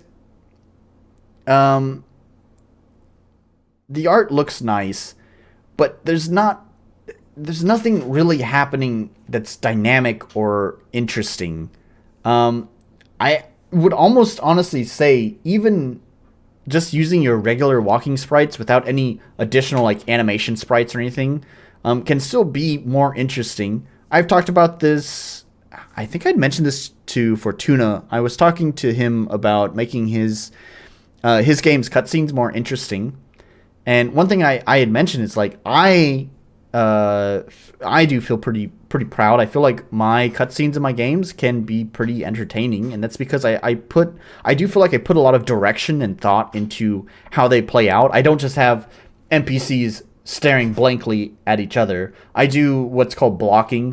Blocking is a term for like where actors should stand on the stage. So I do blocking. I'll have actors kind of move around. It's overly dramatic. It's very melodramatic because it's like I'll have characters turn away, take a deep pause, and then take a slow step away from the other, from the player. You know, stuff like that. You know, super dramatic kind of stuff or whatever.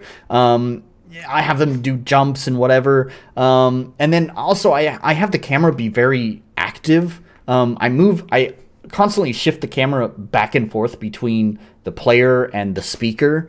And oftentimes what I'll do is I'll also vary the speed at which the camera pans back and forth between them as a method of showing who currently has like the highest energy in the group. So the high energy person, the camera will just like snap to them like really fast, you know, just in 10 frames, just whip over to them. And then often is the case, like Fidel is kind of the more calm, energetic, kind of neutral one here. And so the camera kind of moves back to her slowly. And so you kind of get this dynamic that it's not just a static, linear there and back, there and back. You kind of have a there and back, there and back. And in combination with like lots of... you can use skills or the skill animations and all sorts of other stuff and the balloon icons and whatever else. Just have fun with it. Have things moving. I think makes cutscenes way more interesting. And I bring this all up, not to say like I'm the god at making cutscenes or anything. I'm sure at times if the cutscene runs on too long, it's still going to be boring, no matter how many camera movements I have going on. But I am saying all of this because I think that kind of stuff is more interesting than this visual novel stuff. Because yeah, you get like the cheap breathing animation on the busts, and you have them blinking and their mouths moving, and occasionally their expression changes.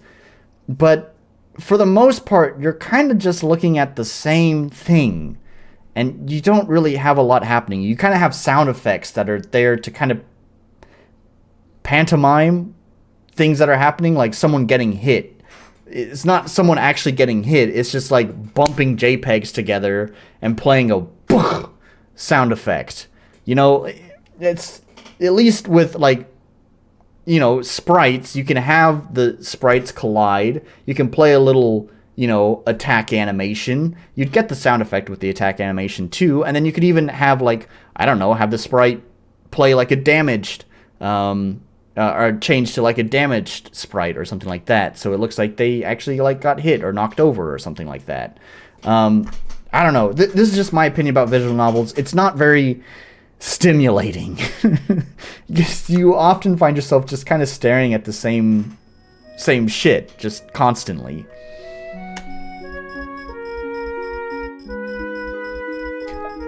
Admittedly, also, like, visual novels are definitely not at all my kind of thing. We need some fan service part before the timer ends. Oh fuck, because I was rushing through that though, now I don't know where to go. I think I heard the character's stomach growl while I was talking. So I think maybe I want to find like the cafeteria or something. Oh, okay, we're going back home to rest. Alright, so probably out this way.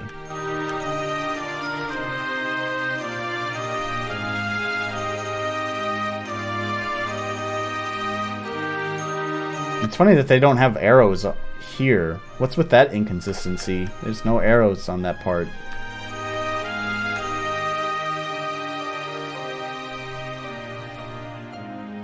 It's sort of funny. I think it's supposed to look like... This is sort of a weird lighting effect that they have going on. I think it's supposed to look like... kind of like evening. That's what the orange glow is. But then because the lights are casting like pure white light, it just sort of looks like, I don't know, it looks like daytime here. It's like daytime here with just like, I don't know, like muddy streets, something. I don't know, it's kind of a weird effect. I would, first of all, probably reduce the radius of the lights down a lot. And second of all, like, a lot of this mapping is really kind of weird. I'm sort of impressed that, like, the art looks fine and, like, the menus look stylish, but a lot of this stuff looks like very, like, my first RPG Maker game. Not my, I mean, that would be the title of it, not my literal first RPG Maker game.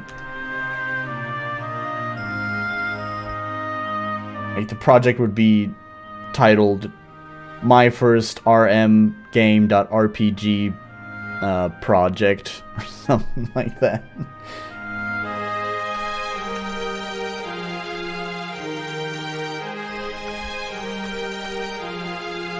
Artist game. Get the fuck out of here with that shit. See, I thought your comment on artist game is mostly like people who also do their own tile sets. This is all like RTP stuff and other assets. In fact, I think I even have this fountain in my own game. That was created by the community. Is this my house? Do I live in a bus? I mean, it didn't stop me from going here. This is actually my house. Okay, right on. Hey, that PS2. Sigma has that PS2 in his game.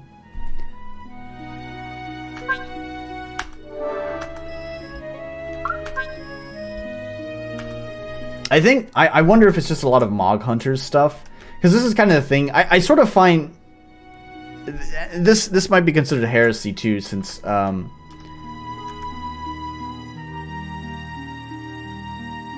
let's see, they're character artists with no clue on what makes the game look or play good. Artist game clear as day. All right, fine.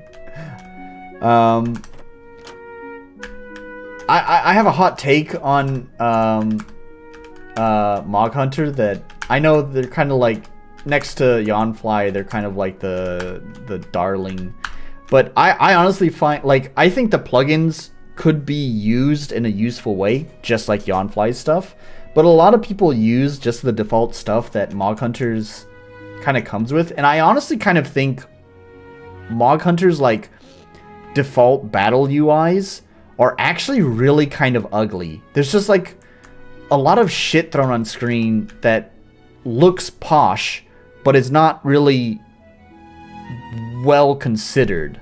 You know, like you have like these fancy vines and leaves and stuff, but it all actually, like, it's like gilded gold shit, you know? It's like it's shit wrapped in gold. It looks kind of ugly to me. And that's my hot take here. And I thought I was supposed to be going to... Is this not my home? I guess I don't live in a bus. That's the problem when you skip through dialogue. So now I have no idea what to do. Mog Hunter plugins are horrible to use with the language barrier, and people don't understand how to use them correctly, so they just slap the default stuff on. Yep. Yep. Exactly. Oh, okay. Cook onigiri by using your kitchen.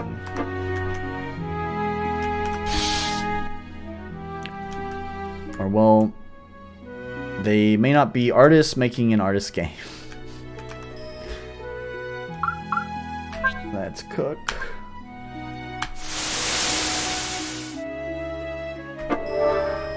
Eating your homemade cooking is the primary source of increasing your battle stats. You can get more rest. Oh, okay, there we go. Timer's up. I don't even know how to grade this game.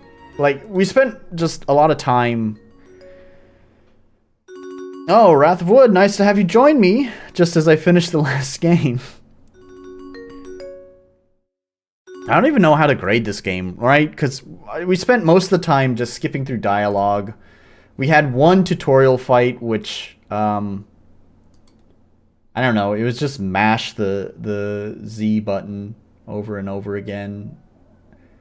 I don't know. Polish is definitely going to be a no, because the mapping was pretty... Yo, dumpster fire games from Itch. I love posting trash on Itch. Yo, I got shit. By the way, I got shit for using that title. Spent a lot of time not reading dialogue. Yeah, right? No, I got shit for using the title. I know it's kind of clickbait. I'm gonna be totally honest here, though. I don't know what good clickbait is. Let's go to YouTube. I don't know what good clickbait is, but I do try my best to clickbait. I'm going to be straight up and honest with that. And that's just because it works. When I do find good clickbait, I get a noticeable improvement in my click-through rate and my viewership. So, unfortunately, clickbait works. Do I hate it? Absolutely. I absolutely hate games. Look who's getting recommended to me. Look at that. Hey, buddy. We're just gonna... Yeah. Anyways. I hate looking at clickbait fucking titles. I'm more opposed to not clicking on... I'm more opposed to clicking on things that look like obvious clickbait, because I just hate clickbait. Unfortunately, though, no matter how much I hate it, and I know other people hate it, it unfortunately works. So, yeah, I just have to do it. Because I want to grow my channel. It's as simple as that. So anyways, I'm got off a little bit sidetracked there. The reason why I started doing this is because here, Iron Pineapple. Yeah, it's like negative titles are a thing. Iron Pineapple, actually I just noticed that he just calls it I played more Souls-like games. I could have sworn he called it Steam Dumpster Diving. Is that the name of the playlist? Did he change it? Or am I just like... I wonder if he changed it. I swear to God I got it from him. Maybe I got it somewhere else. I totally got the like dumpster diving thing from someone that was getting a lot of views. Like here, you can see he gets 3 million, 2 million, 2 million. Maybe it was him. I don't remember. It was someone who's getting a lot of views that obviously I changed it. I swear it was Steam Dumpster Diving. So I just obviously changed it to itch.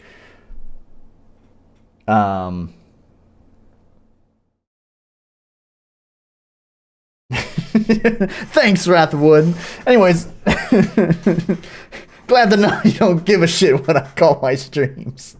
I'm just mentioning it because I got some shit for... They're like, why you just gotta call all the itch games dumpsters or trash? And it's like, well, my answer to that is because I saw another popular YouTube video use the title and was just juicing on views, and so I just copied it. I'm not smart enough to come up with good clickbait. I just copy my clickbait. Anyways, let's grade this game. It definitely doesn't have polish, especially with that kind of mapping. Accessibility, it didn't have any accessibility. I would like I would almost consider like the tutorial stuff an accessibility feature. However, I've said this before. We can look right here with the evidence, the proof of it. Like, it is so simple to include rebindable keys. Yanfly and Visualstella has made that incredibly simple. Not to mention there are other plugins out there that can probably do the same thing, that are available for free, that are basically drag and drop, that you put into your project, and you'll have rebindable keys. It hurts no one. It benefits everyone. So why don't you do it? And so I know that that rebindable keys is hardly accessibility. However, let's look at the ratio here. Let's look at the ratio of games. If my minimum to get the point is to just include fucking rebindable keys, and yet look at how many zeros we still have because people can't be fucked to include rebindable keys. So I would like to say, hey, it's super cool that you provided the accessibility of allowing players to re-access your tutorial at any time. But you couldn't put in fucking keys, so you still don't get the point. It's cool that you did that, though. You answer it to... It is, have you ever used YouTube or played these games? Yeah, exactly. That is the perfect answer. Have you ever used YouTube? It's not even YouTube. Have you ever used the internet? Because, I mean, how many fucking BuzzFeed articles have used, like, just whack-ass clickbait? Right? Yeah, like, gamepad keyboard config... Would they come with... Oh, yes, you're right! Although the Yanfly's version that comes with the engine is outdated, I think it's stated in the button common events one that it doesn't work with that version. You have to download the new version that's available. But either way, I mean, at the bare minimum, yeah, you could totally just drop in the version that comes with the engine itself. You don't even have to go to Yanfly's page and download the plugins there, even though it is part of the free plugin package. Clarity, should I give it a point? Like, at least it told me. I'm gonna give it, okay, all right, so I'm gonna give it the point here, because even though the tutorial thing I kind of feel like is more of an accessibility thing because you are able to re-access the tutorial again, it does also allow for clarity. So despite the tutorial being wordsy, at least you can access it again in case you forgot any information. I'm gonna give it the point that's me being very generous, because it's not getting a unique identity, and I'm not gonna give it a point for balance either. So that clarity point is a pity point. Technical is fine.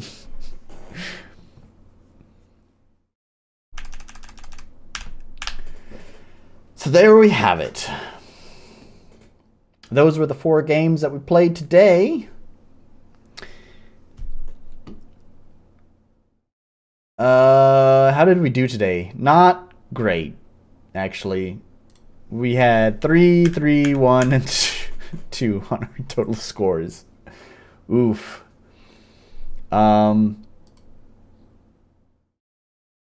Yeah, like last time was definitely much better. The Tiny Thor it's definitely was a fun game. So anyways, depending on how things go, as I said, I'm kind of waiting on something with GameForge concerning not last week's, the week before, last time I streamed games. Concerning last time I streamed game, I'm kind of waiting for them to get back to me on something. 3312, yeah. And if they get back to me this week, which hopefully they will, because they said the response would be 14 hours, and it's been 48 hours. I assume they'll probably get back to me next week. Then I'll also stream some more games next week, because there's something pretty cool that I also want to announce alongside it.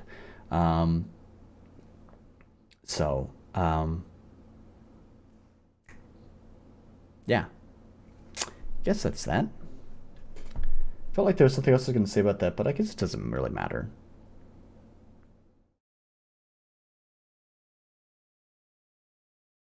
Yeah, there was something else I was going to say, but I don't remember. Doesn't matter. Okay. Anyways, yeah. So, sorry, Wrath of Wood, to have you kind of join me here at the end. I'll give you a chance to, if you want to ask any questions or anything else, if you have anything else to say before I wrap up the stream. If we got nothing else to say, then still no Tiki stream. Blasphemy. The way I see it, my man, is that trying to keep constant momentum instead of a really high peak. Instead, you won't get like a big rush, but instead you kind of keep a baseline high. You'll play Dungeon Rubbish. All right, Wrath of Wood. That's exactly what Mr. Orc was just telling me. All right, okay. I'll put it this way. I mean, I assume GameForge is going to get back to me this week. They're definitely for sure their lofty 14-hour response time I knew was going to be impossible. That was the thing I wanted to say too. There's no way that they're going to get back to me in 14 hours. That was pretty lofty. I am pretty confident that they are going to get back to me, but there is the chance that they might not. They might not get back to me, and if that's the case, then I'll just play Tiki's next week if they don't get back to me. I'll decide that basically Friday morning when I wake up. If I haven't had a response from them yet, then I'm just going to be like, well, then Saturday we're streaming Tiki's again. When will I play your game jam? Whenever it's finished, man. I mean, it'll be a Saturday too. It'll be the Saturday after it's finished. Assuming I'm not busy that week. I'm gonna say this now early, that on April 1st, so that's not next week. Oh man. That would have been Tiki's stream. 14 business hours, right? 14 business hours. Anyways, oh man, if I'm gonna stream next week, if I'm gonna stream games next week, that means Tiki's games. Because I was just about to say, on April 1st, I already have plans, and in all likelihood, I probably won't be streaming on April 1st.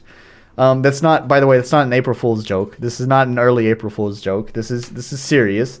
I do have plans on April 1st, unless those plans cancel, or if they end early enough, then I might stream still on the 1st.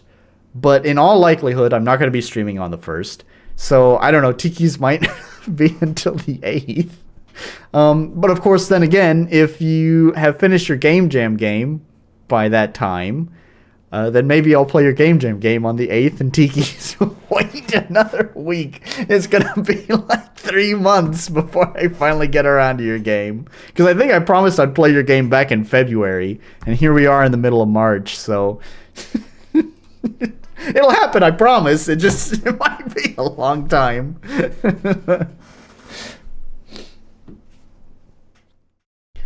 So, yeah. Anyways, quality schedule preview could be this, but could also not be this, and could also be something completely different. Okay, let's put it... Because, okay, so I'm not going to... Obviously, I don't want to disclose too much about my personal life. That's one reason why it's so vague. But I'll put it this way.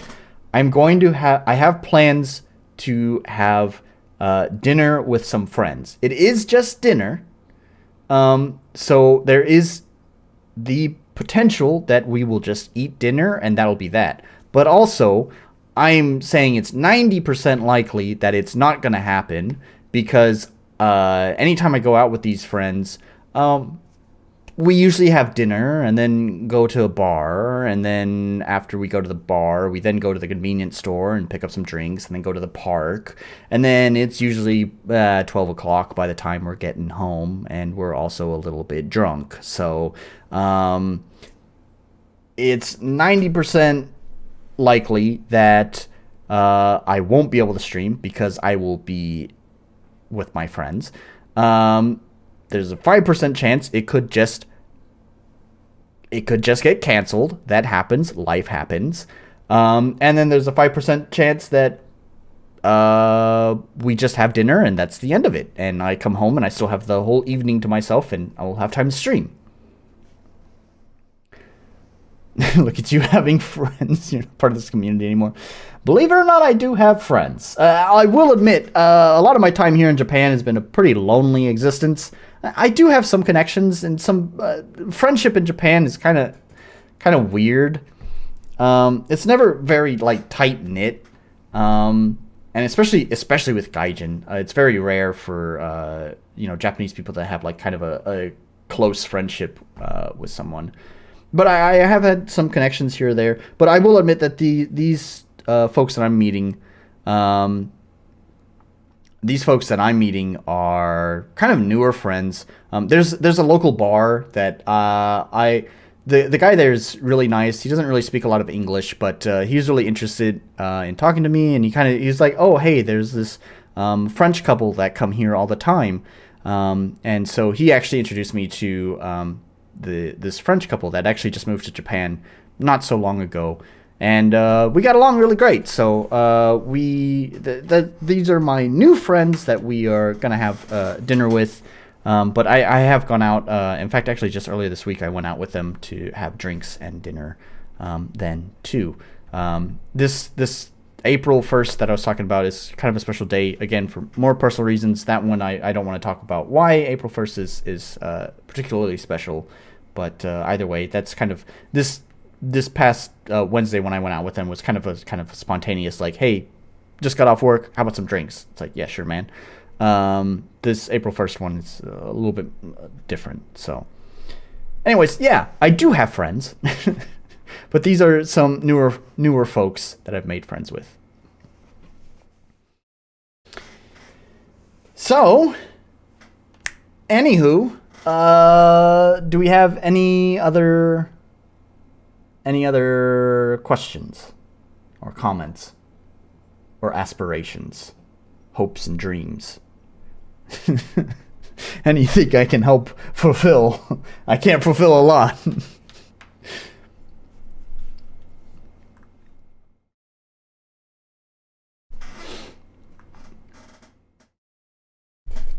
I'll close out of that. Don't think there's anything else. So if that's the case, then perhaps it's time to say goodbye. I know there's a little bit of a delay, but I'll just give it a chance to catch up. Hopes and dreams. Hopes and dreams. Indeed. Alright, well then in that case, why don't we go ahead and call it here. So thank you guys so much for our aliens real. Honestly, you want my real opinion?